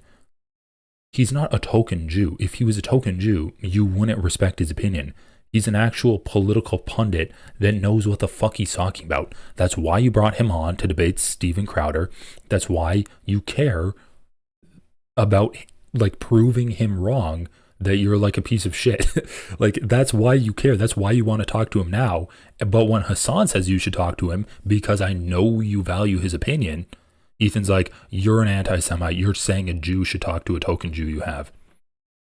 You're basically using Sam Cedar the same way Candace Owens is being used. It's like, no, you dumb motherfucker. Candace Owens has shit opinions and she is disrespected by Hassan. Like, if she was a respected voice and someone was, I don't know, like being like, how can you tell me, a black person, how to feel about this issue? And Hassan actually respected Candace Owens, and he knew that the person he was talking to respected Candace Owens. He could say, okay, well, I'm not black. Maybe you could talk to Candace Owens, like you respect her. But he doesn't respect Candace Owens, and any respectable leftist also wouldn't have respect for Candace Owens. That's why he's not using her as someone that he should talk, that like someone should talk to. Oh yeah. You're live covering Chris Kunzler's video. Once again, guys, Chris Kunzler, great person. I don't know. Let me know if Chris Kunzler says anything that I haven't said. If he's said something that I haven't said, I'll watch his videos, okay? Okay, I'm the only one that cares about them. That's beautiful. If only the Nelk Boys and Jeff were as committed as you. Right. That's like the real betrayal here. Can we spend some time focusing on that? So today was supposed to be a dynamite, explosive episode with Steve Will Do It, Steiny, and Jeff Wittick were all supposed to come in. Oh yeah, Steve Will Do It, Steiny, and Jeff Wittick. And I think who was making some he was making plans to have that like Psychology in Seattle guy call in too. And even potentially Sam Cedar. So we were planning the show yesterday, and Dan's like, are they coming? And I was like, I'm like 99% sure, but let me double check with them just to be like super certain. So first I messaged Steiny, hey, you guys are coming tomorrow, right? He goes, okay, HK, you're gonna have to explain what his part about Israel proper was. Dives very deep in this newest one on the non-drama side of things.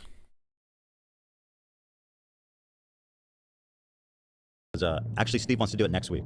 Okay. Right. He's like, fine, well, Jeff's coming in. He's going to cut Dan's hair. I don't have hair anymore. Your wig. It's over. Really? You're not going to bring it out just for Jeff to at least style it? I feel like it's played itself out. I think people are over it. I really don't think so. Seeing a lot of negative feedback from the audience. I heard someone say that they can't even hear you when you aren't wearing your wig. You're just another white man. Yeah.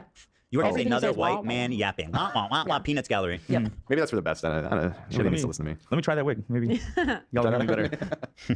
Nothing can help you, baby. But so I think it would be fun though if we style it and then whatever. No, guys, I would love to talk to Chris Kunstler, but I just don't see value in reacting to someone else's video, reacting to Ethan Klein, because like that's kind of what I'm doing. I mean, you guys definitely go watch Denims, watch Chris. I just don't think I'm personally gonna do that on stream. I have watched some reaction videos to him off stream just to hear other opinions, but yeah, I don't think there's value in me doing that on stream. But if he makes up points that I miss, like let me know. And also I would love to talk to all of these people too, like on stream, do a stream with them, work on edited videos with them. And I do want to watch Chris Kunstler's stuff because he's on TikTok, and he's done some YouTube videos. I just really haven't seen any of the stuff that he does. Yeah, Majority Report are legends. What happens next if the wig ever comes up again, you know, Daniel? You'll have a new look. You'll be dressing to impress. Well, at any rate, I messaged Jeff and Okay. Well, that's true. If he dives deep into like Israel's culture and how they oppress the culture of Palestinians, I've done a more of like kind of focus on the economic side of how Israel is oppressing Palestinians by redlining them, by not allowing the same advancement opportunities to Palestinians within Israel. Like it's obviously an apartheid state, even within Israel proper, as Ethan Klein puts it. I said, hey, okay, well, we'll see you tomorrow, right? And he goes, I'm sick. Now, by the way, that's how I'm experiencing time right now. That's how I'm experiencing time at this moment with the horse drink. Bro, Chris would be platforming me. It'd be the other way around. Nah. Okay. What the fuck is happening? What, guys, chat, just let me know what happened with the MRI scan. I'm not going to watch it. Tim Pool in White House press room talking to Sam Cedar. Okay, let's just see what he has to say here. Bag of turd. What? Okay. He won't watch the video. But he's been saying, you don't need to talk to me. Talk to approved Jew, sanctioned official Jew friend, Sam Cedar. And after watching his crew disparage me for the 100 billionth time and just repeating like Hassan talking points. Once again, Sam Cedar is approved by Hassan for his political takes, and he's approved by you for his political takes. Okay? Like, come on, bro. Come on. The reason that you want to talk to Sam Cedar in the first place is because news of your idiotic Zionist propaganda bullshit that you're putting out there has seeped out of your petty little drama with Hassan and into other shows like The Majority Report, and you care about correcting the record on that. Mindlessly, I decided it's time to reach out to Sam Cedar to set it up. We're going to finally have a clash of the Jewish minds. Two great Jewish minds. Yeah, I only stream on YouTube. Mano. Is it a clash? What happened? I don't think it'll be a clash at all. I sent him emails like, hey, Sam, there's a lot of like silly nonsense going around. I think it's time we just jump on a call or whatever. I have his email address from when the Crowder stuff happened. And I wrote him, and he wrote me back a very nice email, and he said he's busy with family stuff, and he'll write me back after Thursday. So that is happening. Now, by the way, I already saw Hassan comment on this. Someone was like, hey, Ethan's actually going to talk to Sam Cedar. And he's like, oh, well, he's probably just going to lie to him about his position. I'm like, bro, what do you want from me, man? You guys could have a shofar off. You know? Just who can toot it the hardest? Yeah, that'd be pretty epic. Blow each other. We could blow each other. Shaka Shorty blowdown. The great Jewish tradition of blowing each other. Yeah. So. Okay. Well, interesting. I will. I'm eager to hear more. It's not that interesting. Clarifying Giardia situation. Oh my God, do I even watch this? Regarding Majority Report. Wow, that's a very small segment. Okay. He's going all in on the drama today. Story, but I was watching somebody, I forget the channel name, who was reacting to this whole situation. He was actually on my side. However, he made a statement that I wanted to clarify. He said something like, oh, Ethan's kids it's like totally normal. The kids must have got like the poop on them, and like maybe it's totally understandable. And I just want to make it clear right now, okay, to him and anyone else, nobody had Giardia but Olive, our puppy.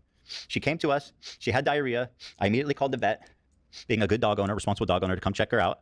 They tested her, and she tested positive for Giardia. Now, people who are like, I've never heard of that unknown, it's never before known disease. It's extremely common parasite. Ducky came to us with it. It's extraordinarily common.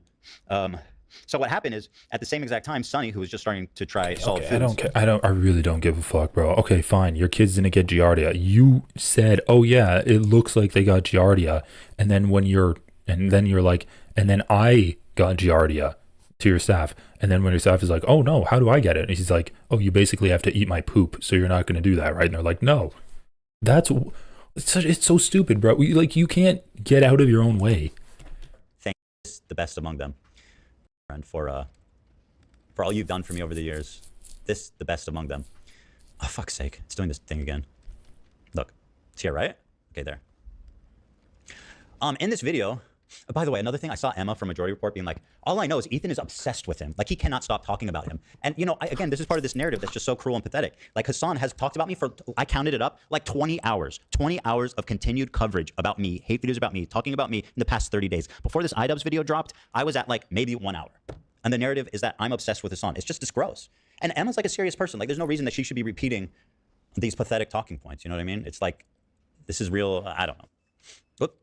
Hey, everyone go over to Hallucinogender's chat and show him some love. Definitely. Yeah, sorry. We should set up a call sometime. I'm just too tired to do it right now, but let's definitely do it. I need to post my Discord in my channel description, and then you can like send me a message there and we could jump in. But I'm really trying to like just power this out. I don't even know if I'm gonna finish this. I'm trying to power it out quick and then shut it off. Might go for like another 20 minutes. Being called the Maryland man hoax, where an MS-13 gang member adjudicated by two different judges. It's just simply verified as Maryland man over and over again. I see something moving in the background. Shut up, Tim. How'd that happen? I don't know. He's incredible. I'm just clicking. You see, I'm not doing anything crazy. Sure. Wake up. There's another clip. So I recommend everybody to subscribe and check out the Ethan Klein channel because I'll be posting little vids there. Now I'll start from here because you guys who are watching the show. Okay, so I honestly don't care that much about this. Maybe I'll listen to it, and if there's anything interesting, I'll cover it tomorrow. But I'm just going to, like, it's just going to be Ethan being like, "Oh, he's a Nazi." All right, let's just watch this. Hassan's reaction to the skull and sword situation. So there's that. Hassan, by the way, the skull revelation obviously gave a lot of people pause in this whole thing. Hassan participated in a hate video against me, and then my response video, which he has refused to watch on stream because he's, quote, busy doing the news. By the way, there do be news. Pretty sure the clip he's watching is the Majority Report talking about me. And Emma saying how... Did you see the scolding from him doing the same? Or no, not Emma. I think so, yeah. Look it up. No, I just... Look it up right here. Once again, just because it's always... Yeah, I love how every single person spells Sam Seder's name wrong. Seder. Cedar. Okay? It's not the tree. It's not with an A, cedar. It's cedar. E-E-R. S-E-D-E-R. It's the clip that we talked about. It's in the name of the show, guys. Majority Report with Sam Seder. No, just kidding. I spell his name wrong all the time. Because I'm obsessed. I am obsessed. Here he is watching Sam Seder act confused when Matt's like, oh yeah, Ethan's the devil. He's the worst guy in the world. And Sam's like, that's so weird. Yeah. Anyways, that's not what this is about at all. No, it's not, but it is interesting to see like who's talking about who. But no. Let me go back. So both be talking. Okay. You both be talking. Yeah. Well, that's true. Just don't make it seem like I'm obsessed with him. Yeah, I got you. When we both be talking. It's a back and forth. So anyway, someone's like, did you hear that someone said Ethan skulls? Here's his take on that. You guys are going to love this. Ready? Watch closely. Don't blink. This is an easy layup, so. Do you see the scolding from him doing the same? No. Oh. That's it?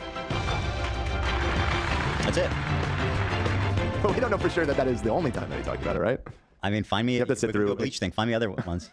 Let's see it. Oh yeah, and by the way. All right, fuck this shit, bro. Okay.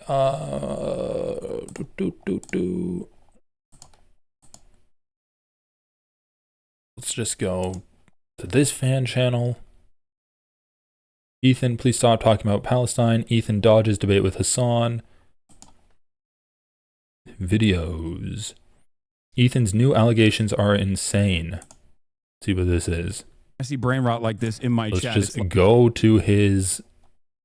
Maybe the crew will do this. Let's just go to the transcript and type in skulls. I'll play this while I'm doing it. I have to cherish it for a brief moment because I feel like this is new depths that I did not think were conceivable.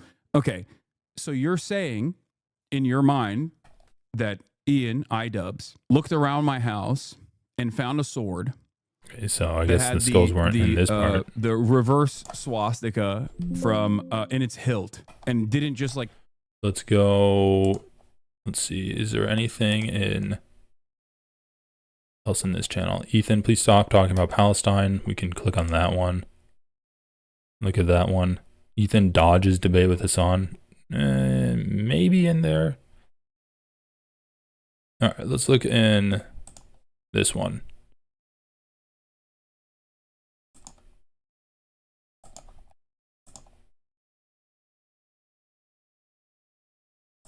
So Ethan, your wishes are becoming a reality. Maybe they'll invade my house too one day. You know, it's happening. No already. skulls. Your every wish that you had will be fulfilled by this administration. Don't worry. I swear I saw him talking about it. All right, let's just play this while I look for it. By the way, just to open his chat, let's take a look. Ethan's a liar. Ethan's October 7th saying the skulls were my October 7th. Frogan's comments about PTSD were 1000% defensible. Okay. Yep. Stalwart of supporting Palestine, by the way. I hope you get PTSD. How can you say that's defensible, man? Yeah, but so like the cope is that I'm lying about it and that it's I like Jesse Smollett did myself. Jesse Smollett yourself. But it's not a hate. It's not, it might be a hate crime. I don't know. If they put yarmulkes on it, it'd be more clear. That would probably. Although they didn't actually ever get the skulls. Right. They sent them. One more time, guys. Do you see the skull thing from him genuinely saying no? Is it sped up? It might be. It might actually be sped up a tiny bit. Okay. I'm not sure though. Yeah, I think so. Okay. Do you see the skull thing from him genuinely saying no?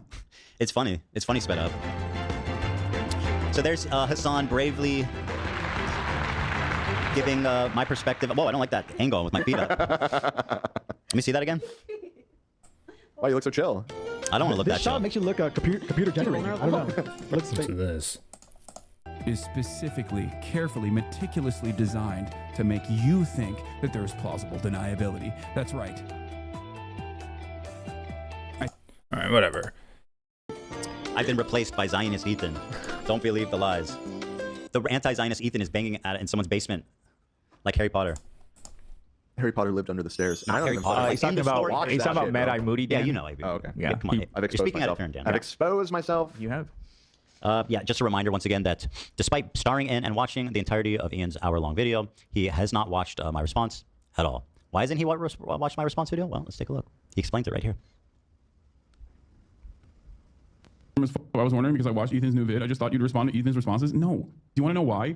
Because of every psychotic theory that people presented about me, about whether or not I'm a champagne socialist. Okay, so once again, without watching it, he's characterizing me as, what did he say? Psychotically delusional? Psychotic theory that people presented about me. I have some psychotic theory about him, which is like, I don't even think I mentioned Hassan barely at all in my response video. Did I even mention him? I don't think. Yeah, I'm sure you did. I don't think so. If I did, it was in passing. I wouldn't put money on that. No, I'd say of that hour, probably 1 minute was in there at least.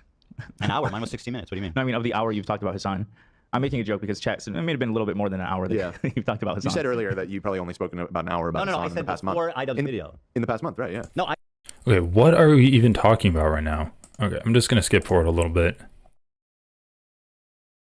Why would I entertain the delusions of a person who is so desperately trying to present themselves as a victim after doing a harassment and deplatforming initiative of all pro-Palestinian voices? Every single one of them. That have dared to entertain the notion that Ethan is not pro-Palestine. That's a hell of a way to say calling CPS and sending the human skulls, but okay. You know? I would like to see one pro-Palestinian voice that Ethan supports, and one pro-Palestinian voice that isn't actually accusing Hamas of making Israel genocide Palestinians. I just like to see one person like that, because I mean, I forget the name of the guy, but Ethan platformed a guy and he's like, this guy is Arab and he's in favor of Palestine, but he just says that, you know, people that support Hamas should go to hell or whatever. And then you look up the guy's tweets and he's like, Hamas is causing Israel to do a blockade and to bomb innocent Palestinian lives. Why won't Hamas stop this genocide? It's like, oh, yeah, that's not really the pro-Palestinian voice you hoped it was or thought it was. Can you grab that? Did you hear about the skulls things? No. Yeah, I'll pull that. It's pretty good too. Yeah. Meanwhile, back at the ranch, And also, I'm too busy. I have to do the news. That one will become very handy. Hassan, Hassanabi, Piker, Ethan Klein H3. Let's see. Okay. 1 day ago, 6 days ago. 6 days ago on his main channel. 1 day ago. 7 days ago. 5 days ago. It's been 5 days ago. 3 days ago. You know? Like, he does realize this is all from the same VOD, right? Like, you can see the shirt you're wearing that he was reacting to. I mean, what are we doing? What are we talking about? I don't care. Talk about me all you want, but don't be a fucking coward and act like it's a one-sided thing, you dumb bitch. Just answer the phone, handy boy. All right, moving on. Handy boy? I shouldn't have taken... This is a great post, actually. It makes me feel validated because, you know, it's a gaslighting campaign, and it's been really, really, really wide-stretching and effective. Oh, come on. There's no reason that shouldn't have full-screened. Okay. It shouldn't have taken people this long for everyone to realize Hassan and Co are anti-Semitic. I'm frustrated that people are finally saying, oh... Okay. Let's please give me the evidence of how Hassan is anti-Semitic. All right. Maybe they are anti-Semitic. Even Ethan and the crew trying to prove benefit of the doubt was infuriating because at a basic level, if this was all an accident, they left it up. No. By the way, the reason I give, and I think you guys too, give everyone the benefit of the doubt is because we just want to be as fair as possible. And to the point where it's like there's no space to deny it anymore. Dog whistles are intended to be vague and indirect so they can easily discredit people who point it out. Just like at Elon's Roman salute, for example. It's rare for anti-Semites to tell you that they are... Okay, so the dog whistle in question is the bleach sword that Hassan bought and then just had in his room. And Hassan's actually an anti-Semitic Nazi because he used a sword with a questionable swastika-shaped hilt as a dog whistle. One, of course. But let's take a trip down memory lane. The Sabra tier list. Platforming Bad Empanada, who Hassan has stated in the past is an anti-Semite. Actually, that's true. I have seen him say that. We need to grab that. Hassan knew this before platforming him. Ian's refusal to defend Ela and Ethan because they're Israeli. The refusal to acknowledge Ela's culture and background and why she was... What? Wait, it's okay. I'm frustrated that people are finally saying, oh, maybe they are anti-Semitic. Even Ethan and the crew can provide benefit of the doubt was infuriating because at a basic level, blah, blah, blah. The whistles are intended to be vague and indirect so they can easily discredit people who point it out. There's a Roman salute, for example. It is rare for anti-Semites to tell you they are one. I mean, I want to say it's rare, I guess. Yeah, usually they do hide behind, oh, well, I'm not anti-Semitic. I just think that Jews are ruining the lifeblood of this country. Like, that's kind of the area they reside. But let's take a trip down memory lane. So I guess this is all of these trips down. This trip down memory lane is to prove Hassan's an anti-Semite. Sabra tier list. Platforming Bad Empanada. Okay. I mean, Ethan's probably platformed Bad Empanada even more than Hassan has at this point. Ian's refusal to defend Ela and Ethan because they're Israeli. This is crazy. Wait, is this about Hassan or like I don't even know what this is about. Okay. Like this is just a schizo post. Just look at Elon's Roman salute, for example. It is rare for anti-Semites to tell you they are. Well, I mean, Elon did repost a post on Twitter that said Jews were ruining America. So he's kind of a little bit like, sure, it's rare that anti-Semites tell you they're one, but they do eventually tell you they're one pretty blatantly and pretty obviously. So like eventually they will. But let's take a trip down memory lane. So wait, who are these about? Oh, maybe they are. Oh, so, okay. So this is everyone in the Content Cop video. Sabra tier list. Platforming Bad Empanada, who Hassan stated in the past is an anti-Semite. Hassan knew this before platforming him. Okay, well, did he platform his anti-Semitic views? No, he platformed him criticizing Ethan or fact-checking Ethan, actually. Ian's refusal to defend Ela and Ethan because they're Israeli. I mean, come on, guys. Come on. Because they're Israeli, that's really why he didn't defend them publicly, not because they were spreading pro-genocide talking points. The refusal to acknowledge Ela's culture and background and why she was in the IDF. Oh, so now we can take into account the culture and background that contributes to soldiers taking up arms and participating in the military. Oh, I didn't realize that.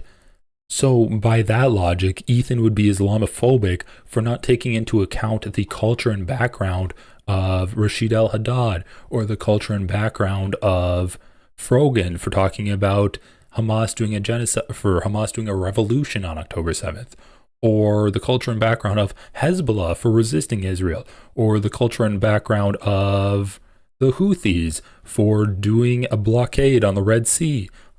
So this is ridiculous, bro. But let's take a trip down memory lane. The Sabra tier list. Platforming Bad Empanada, who Hassan has stated in the past is an anti-Semite. Actually, that's true. I have seen him say that. We need to grab that. Hassan knew this before platforming him. Ian's refusal to defend Hila and Ethan because they're Israeli. The refusal to acknowledge Hila's culture and background and why she was in the IDF in the first place. They expected Hila to have all the knowledge of what was actually happening despite being raised in Israel. Wait, hold on. Despite being raised in Israel and believing she was doing something right for her country or face jail time. Meanwhile, Hassan refused any actual activism that makes him remotely uncomfortable by simply boycotting Coca-Cola. He's not even doing that, dude. Ignoring Bad Empanada. Wait, so BDS is anti-Semitic, okay? Boycott, divestment, sanction, that's anti-Semitic. But if you don't boycott Coca-Cola, then what? That makes you anti-Semitic too? What the actual fuck? Okay, so the refusal to acknowledge Hila's culture and background and why she was in the IDF in the first place. No, I'm pretty sure people acknowledge that. They expect Hila to have all the knowledge of what was actually happening despite being raised in Israel and believing she was doing something right for her country or face jail time. No, they weren't expecting her to have all the knowledge when she was a teenager. What they're expecting her to do is then not run pro-IDF propaganda when she's like a 40-something-year-old woman. Meanwhile, Hassan refuses to do any actual activism, so I love how when Hassan speaks out publicly online against the genocide, that's not actual activism. But if he doesn't drink a Coke, that's actual activism. Okay, this is the mind of an Ethan Klein fan. Guys, I'm going to leak a DM right now. I'm going to read it off my phone. I went incognito.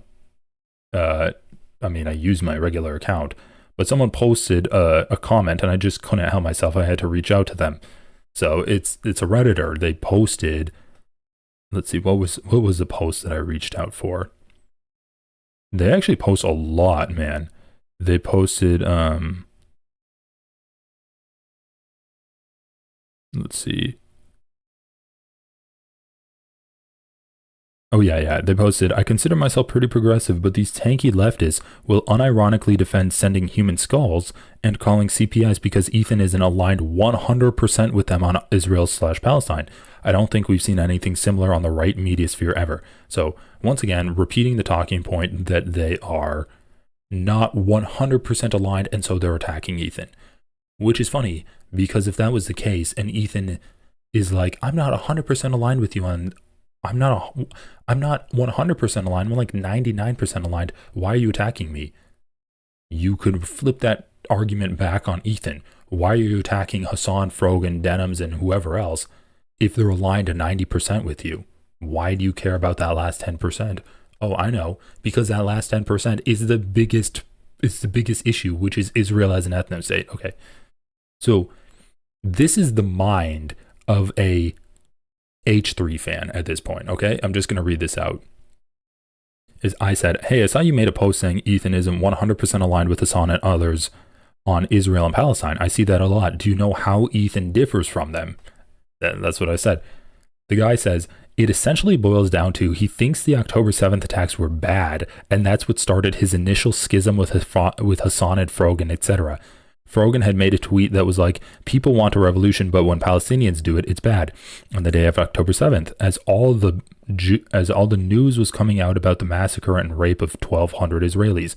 And then Ethan confronted Hassan because he was in the chat of this tanky podcast when one of the hosts said that Israeli babies were valid targets because they were settlers too, and Hassan wouldn't disavow that comment.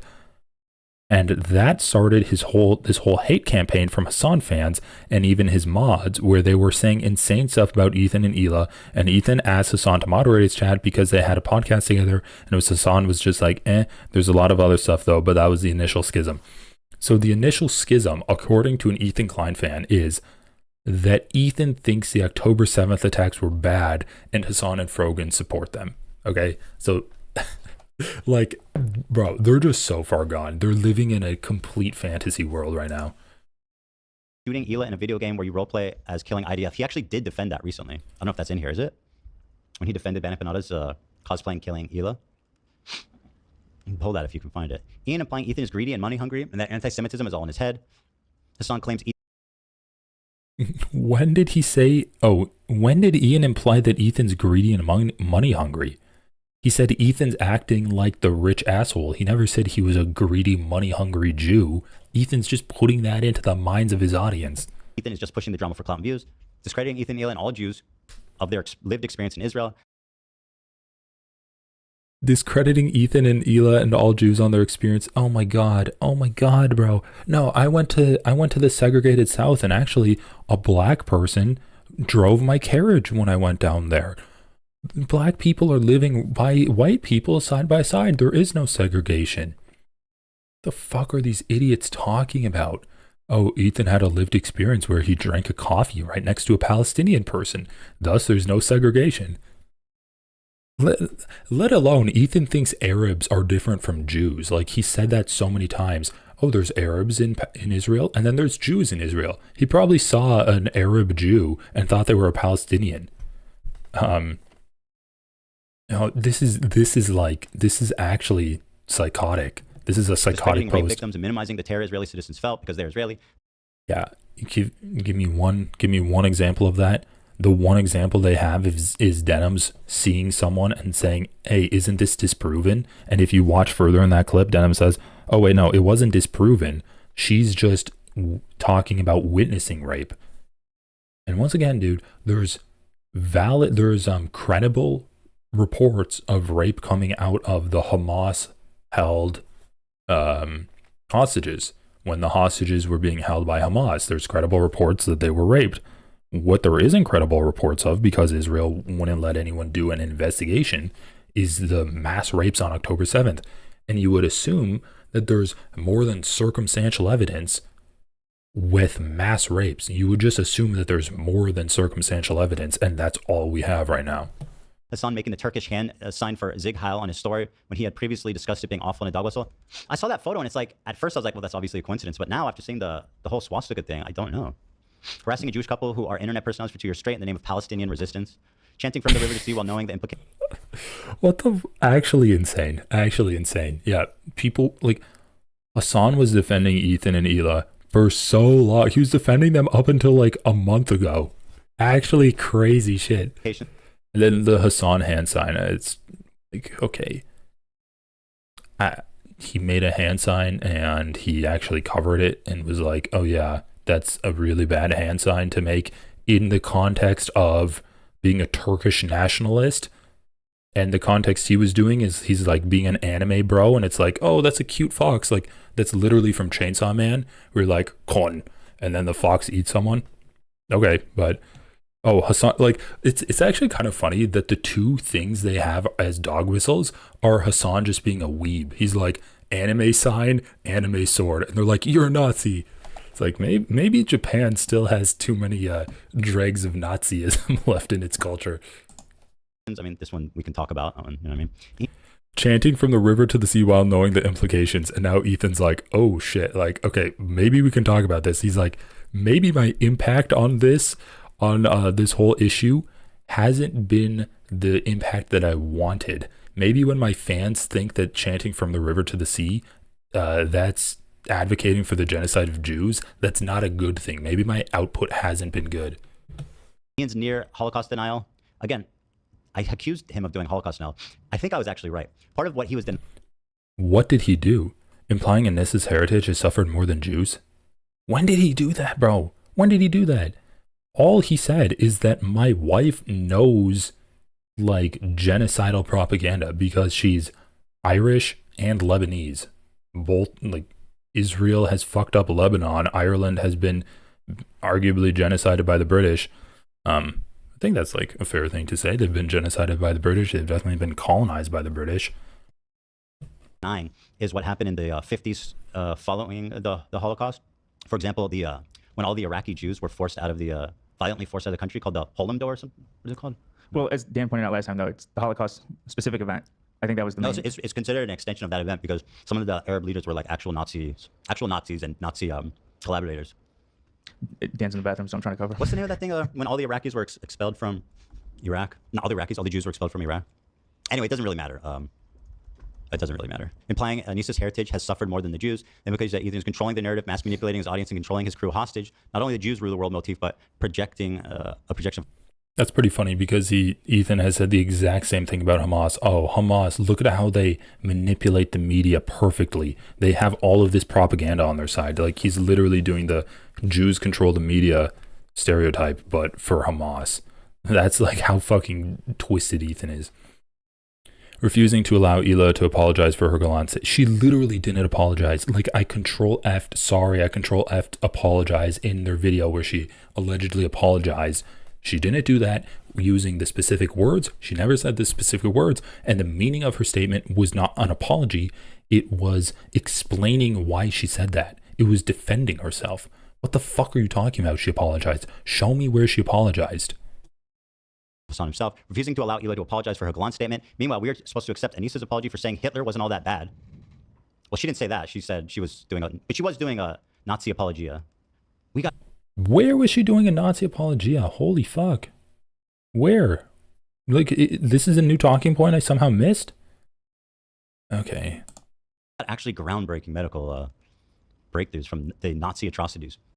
That's what she did? Oh yeah, she said the Nazis did atrocities to Jews, but we wouldn't have had breakthroughs like that if they didn't do it. Like, that's kind of an edgy statement, and it is probably a stupid thing to say.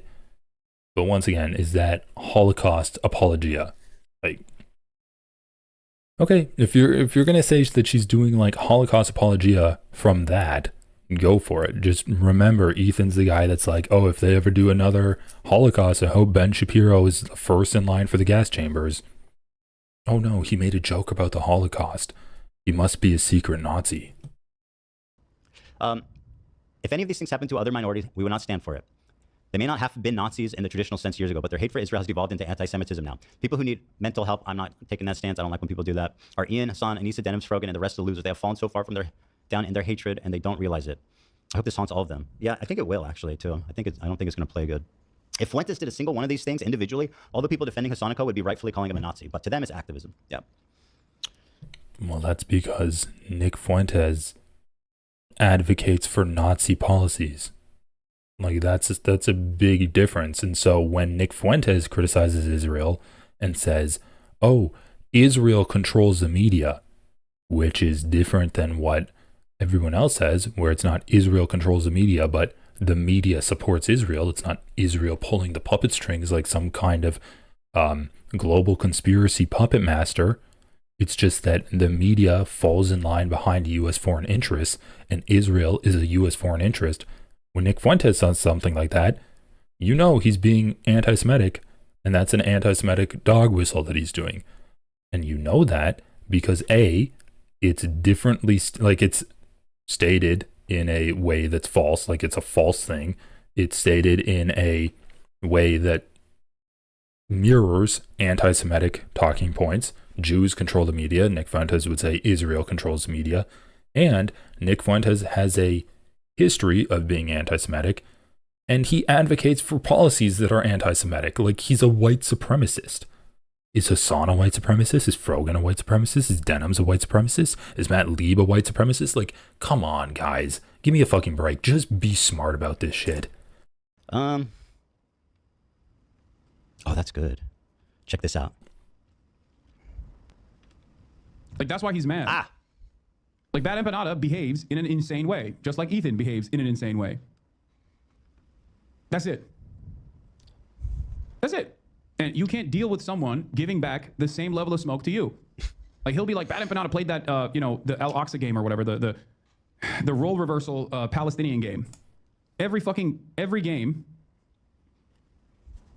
every video game where Muslims are in the crosshairs is propaganda in the other direction. We just see it as normal, so we don't even think about it, and that's fine. Once again, he's doing this thing where he's not actually addressing the actual problem, which is that he was specifically hunting and mocking to kill Hila in the game. That was the problem. Right?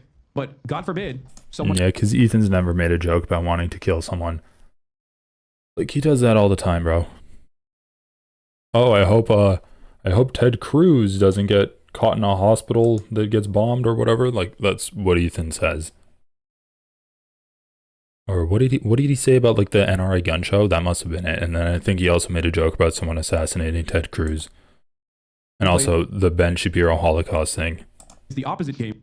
He's like, I'm playing this game where I cosplay Hamas terrorists, and dedication to Ethan, because he single-handedly... Oh, but Ethan, aren't you being Islamophobic because you're not understanding the culture and the societal pressures that cause people to become a Hamas terrorist? Don't you like look at Hamas terrorists and then say, oh, well, they don't have perfect information to be knowledgeable about this thing. So like they were just kind of like, they were just following orders to do October 7th. Ethan, by your own logic, you should be supportive of Hamas terrorists, or at least not criticize them.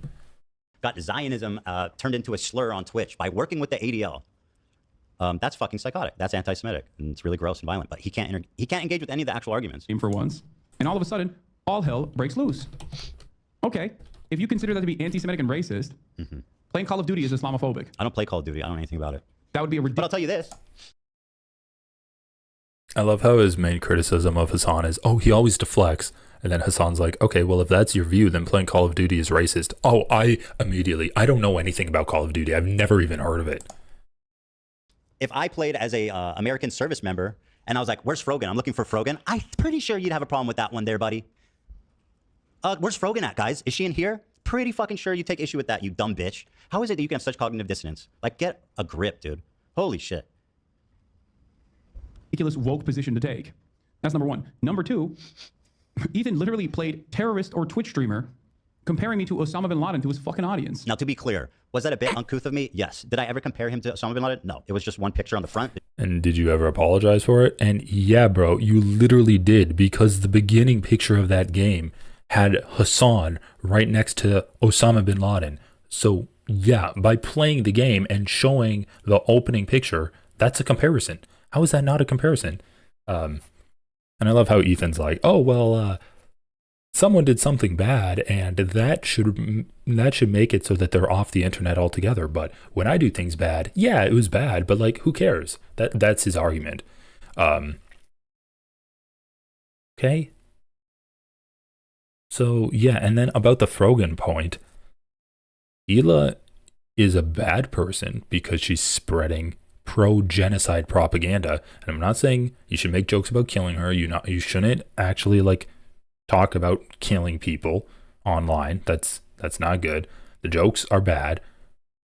But yeah, Hila's a bad person. She's spreading genocidal propaganda.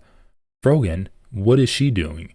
The only reason someone would make a joke about that is to be Islamophobic. Like, Hila also literally served in the military. So maybe if, I don't know, I'm not going to go down that road, but if you find someone else that served in the military, that would be a different situation. But yeah, I do love how Ethan tries to defend it like that. Yeah, dude, it would be racist. And yeah, Hassan's not condoning what Bad Empanada did either. It just showed what the game was about. That's it. How is that not insanely Islamophobic? I mean, it's not really an analysis, but okay. Okay, apparently it's fine if you go and hunt specific Muslim or Arab people in a video game. Hassan would not have a problem with that. In fact, if you complained about it, you'd just be being woke. So, Nick Fuentes, go have fun, I guess. Isn't Ethan supposed to be the king of edgy jokes? Like, that's a classic edgy joke that Bad Empanada made. Ethan, as the last line of defense for comedy, should be all on board with that. Or whoever hates, I don't know who these people are. Tim Pool, you got the pass. Reddit's 100% guilty. Yeah, I don't understand what's with Reddit, you guys. It's fucking insane. They're drawing fucking artwork. Oh yeah, you guys see this? On fucking leftovers. God damn it, bro. Fucking okay. Saint Nicholas, the divine, once again out here with the fire takes. Look at this. This is the art. Okay, I don't really like this. I don't care about him watching another streamer. Bad Empanada's past. Do I care? Guys, I drank a lot of water. I'm going to have to wrap this up. Like, let's just say that. Let's watch this last part and then we'll call it. And I'm going to get the live chat up too. Don't we, folks? We love it. And that's all I have to say about that. All right, now let's get Hassan on the line. Yeah, right, obviously not. Actually, okay. What a coward dumb bitch to challenge me now at 4 o'clock. What a loser. Bro, I mentioned When did he text? When did he text? Understand how insane what Bad Empanada is saying and not to take it on face value. You don't have to know who Bad Empanada is to know that it's insane. My kids were crawling around in dog shit and eating shit. While at the same time saying my kids... I know he was... I read that his chat was trying to give him bad info. I don't think he had... I have a family. I actually have a life. Hassan, he was begging to call in. I have a life, my friend. I got kids to look after. Let's set it up, though. You know what I mean? I want to talk to Sam first, though, because I want you to know just how little I think about your statements of me being a coward. I'm going to do the whole gambit that you set up for me. I'm going to talk, first of all, to the God-approved, Hassan ordained, approved Jewish man, Sam Cedar. And let's see if he can't set me straight first. And then we can talk. But don't... dude, he does this on purpose. He's such a loser. I mentioned this 2 hours ago, and now you wait till 4 p.m. to do it? Like, bro, you know what you're doing. I got 3 kids, bro. I got a family. Regularly through I just want to see his reaction when Hassan texted him. This one's whatever. This one. Kill Ela in the game. That was the problem. Right? But God forbid someone plays the opposite game. He's like, I'm playing this game where I cosplay Hamas terrorists and dedication to Ethan because he single-handedly got Zionism turned into a slur on Twitch by working with the ADL. Just one more point. It's like, okay, cosplaying Hamas terrorists, that's one thing. Making a joke about like killing a content creator, that's pretty bad. But Ethan is fixated on the cosplaying as a Hamas terrorist, which, once again, like every army's fucking horrible, man. And in terms of civilian to death ratio, the IDF is or civilian to combatant death ratio, the IDF is way worse than Hamas is. And so, yeah. Arguments. And I'm looking for Frogan. Number Osama bin Laden to his fucking audience. Now, to be clear, was that a bit uncouth of me? Yes. Did I ever compare him to Osama bin Laden? No. It was just one video game. Hassan would not have a problem with that. In fact, if you complained about it, you just... Reddit's 100% guilty. Yeah, I don't understand what's with Reddit, you guys. It's fucking insane. They're drawing fucking artwork. Oh yeah, you guys see this on fucking leftovers. God damn it, bro. Fucking okay. Saint Nicholas, the divine, once again. Fuck. He's a drooling Zionist. You. Yeah, no. School. You see posts like this in our subreddit? Yeah. This is not normal. This is so. Oh, no, I think it's a drawing when he spilled something. Oh, okay. Who spilled something? You did. Why does that have to do with anything? Who cares? I spilled something? What's the criticism? That you're having someone else clean it up for you, where they're probably saying, yeah. Hassan would have done it himself. on fucking leftovers. They're making fan art of the skeleton that was sent to his house. It's great. Who is this guy with the little like Funko Pop doll bobbing around in the corner? Is that Diorio? His little me is so cute. I'm not even kidding you. This is something that's actually happening right now. I'll show this later. We'll look through this. This is a post that I have. I literally pulled this up before. By the way, 11 minutes. I know it's a brand new post. 62 likes, man. For the stream, because they're drawing fan art taunting Ethan that they sent a human head to his house. So this is like absolutely violent, deranged behavior. Yeah, and once again, the gaslighting is crazy because it was almost certainly someone in this community that's responsible. The funny thing is, like, that's something that Ethan's fans would do. Like, this is a former Ethan. I just saw the hat. It says Hassan. That's probably a former fan of Ethan that drew that. Ethan's fans draw fan art of him all the time with like memes from the show. The skulls are going to become a meme in like a few months from now. Like this is something that Ethan's fans would draw. For this. It has to be. And remember when Adam McIntyre in the previous segment went, uh-oh, snark, don't mention that to Ethan. This is what that snark thing is that iDubbbz keeps referencing, that Hassan Piker keeps referencing, and that Adam McIntyre was joking about making light of. So Chat pointed out that that was drool that was on the table. Oh, I drool? Yeah, it is. I'm drooling. Why am I? Okay, I'm drooling. I'm a drooling, crazy Zionist. I'm just hungry, I guess, because I'm on the meth Zempic diet, in the words of Denims. Maybe I'm just hungry. That Adam McIntyre was joking about making light of. So, yeah. What piece of? Wait, are you serious, Hypercolor? He's absurd IRL. He does videos called a rape review where he decides if someone's story sounds legit. Wait, are you? Hold on. Is that actually Nicholas Diorio? I just need to look this up. Nicholas Diorio Rape review. That's insane, bro. The Wikitubia 1 year ago. What the fuck is this shit, bro?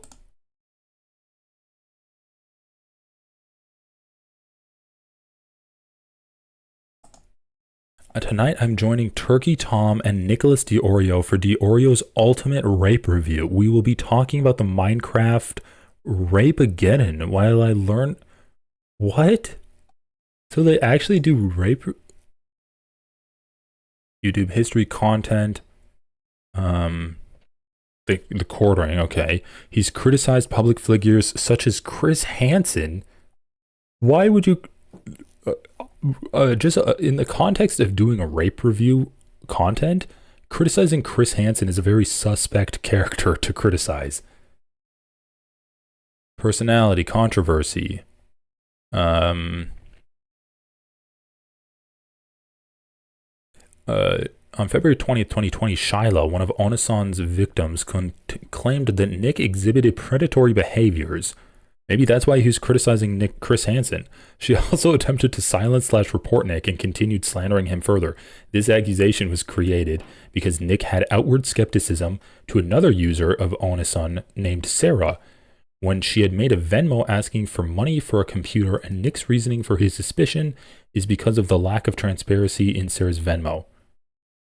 Indigo White then got into a petty dispute with Nick where he leaked DMs. Where's his... He currently hosts the series Ultimate Rape Review. What the fuck is this series? I don't know if I want to know. Where is it being hosted?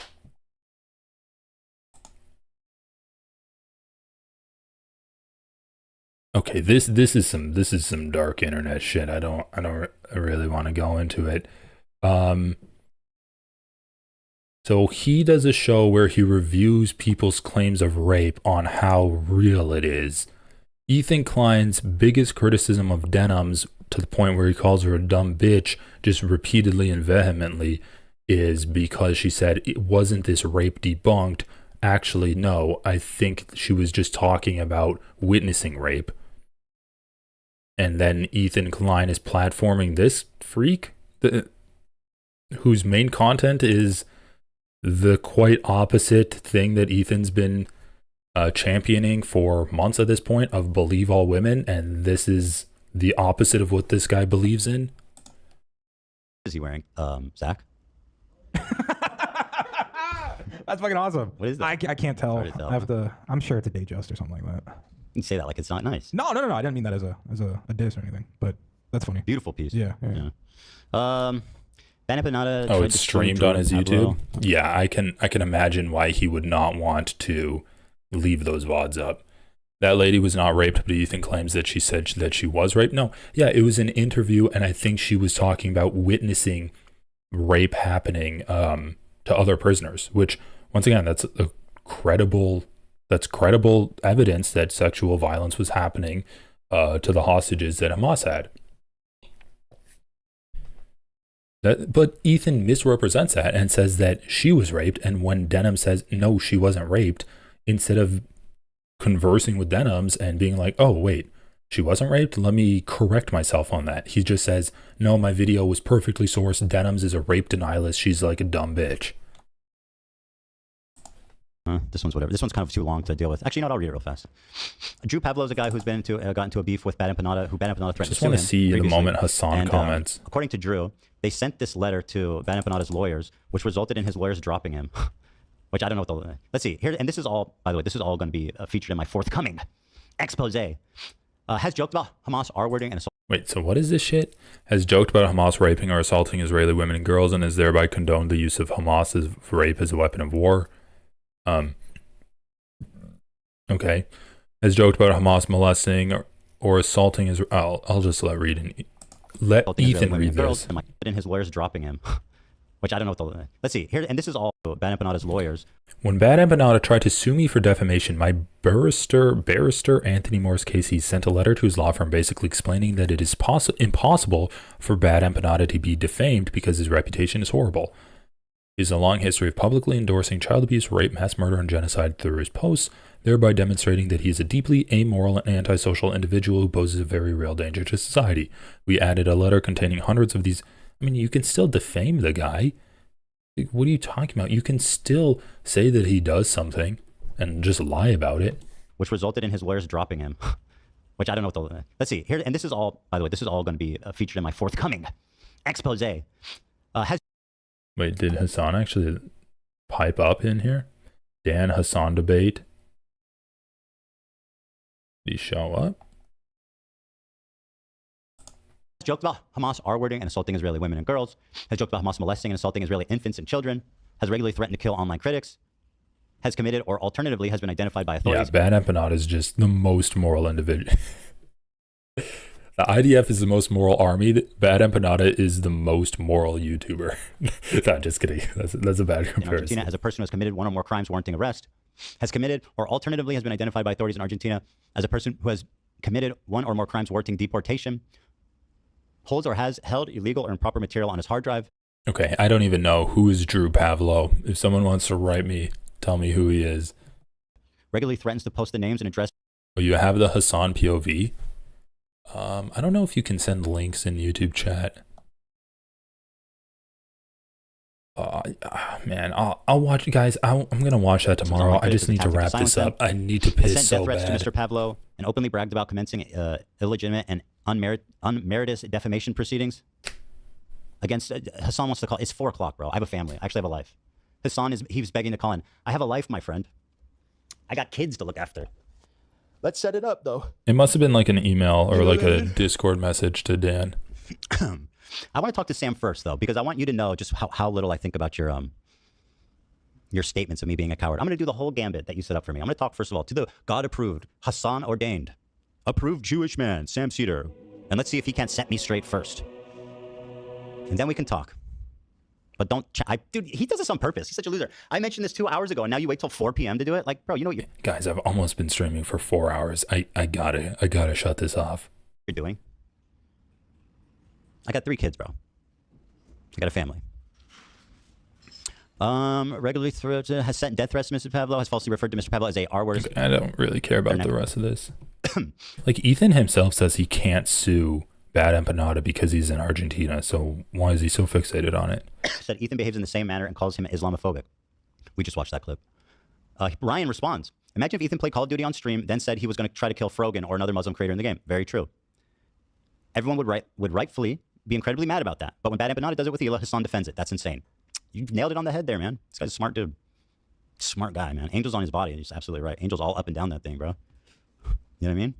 Angels be giving you lap dances, bro. All up and down your body. Dirty angels, you know? What? You're chewing, man. You're making it even harder. I already can't understand you. What? It wasn't worth it. Even Olivia couldn't hear you. She's right next to you. For the first time Olivia ever heard me, what? What'd you say? All right, so we can probably call it there. Guys, thank you for commenting. This was a pretty fun one. I'll be like uploading the Shoe on Head and Bill Maher segments. And yeah, I'm going to do like more streams where I cover different segments and not just 5 fucking hours of Ethan Klein, because it does get tiring or tiresome just covering like this fucking idiot over and over again. But it is, I don't know if it's fun learning more about the sordid characters that Ethan Klein is associating with more and more, because they're all really shitty and he's just associating with them a lot more, like Nicholas Diorio, Steiny, whoever the fuck else was supposed to go on to his podcast. But anyway, guys, thanks for stopping by. Thanks for commenting. Go show some love to other content creators and also let them know that I'm out there, because I think it would be fun to talk with people like Denims. I've been trying to do stuff with Anthony Sargon, but we've been hit or miss. So anyway, guys, I'm going to head off. Thank you so much for commenting, watching, liking the VOD, and I'll talk to you later. See ya.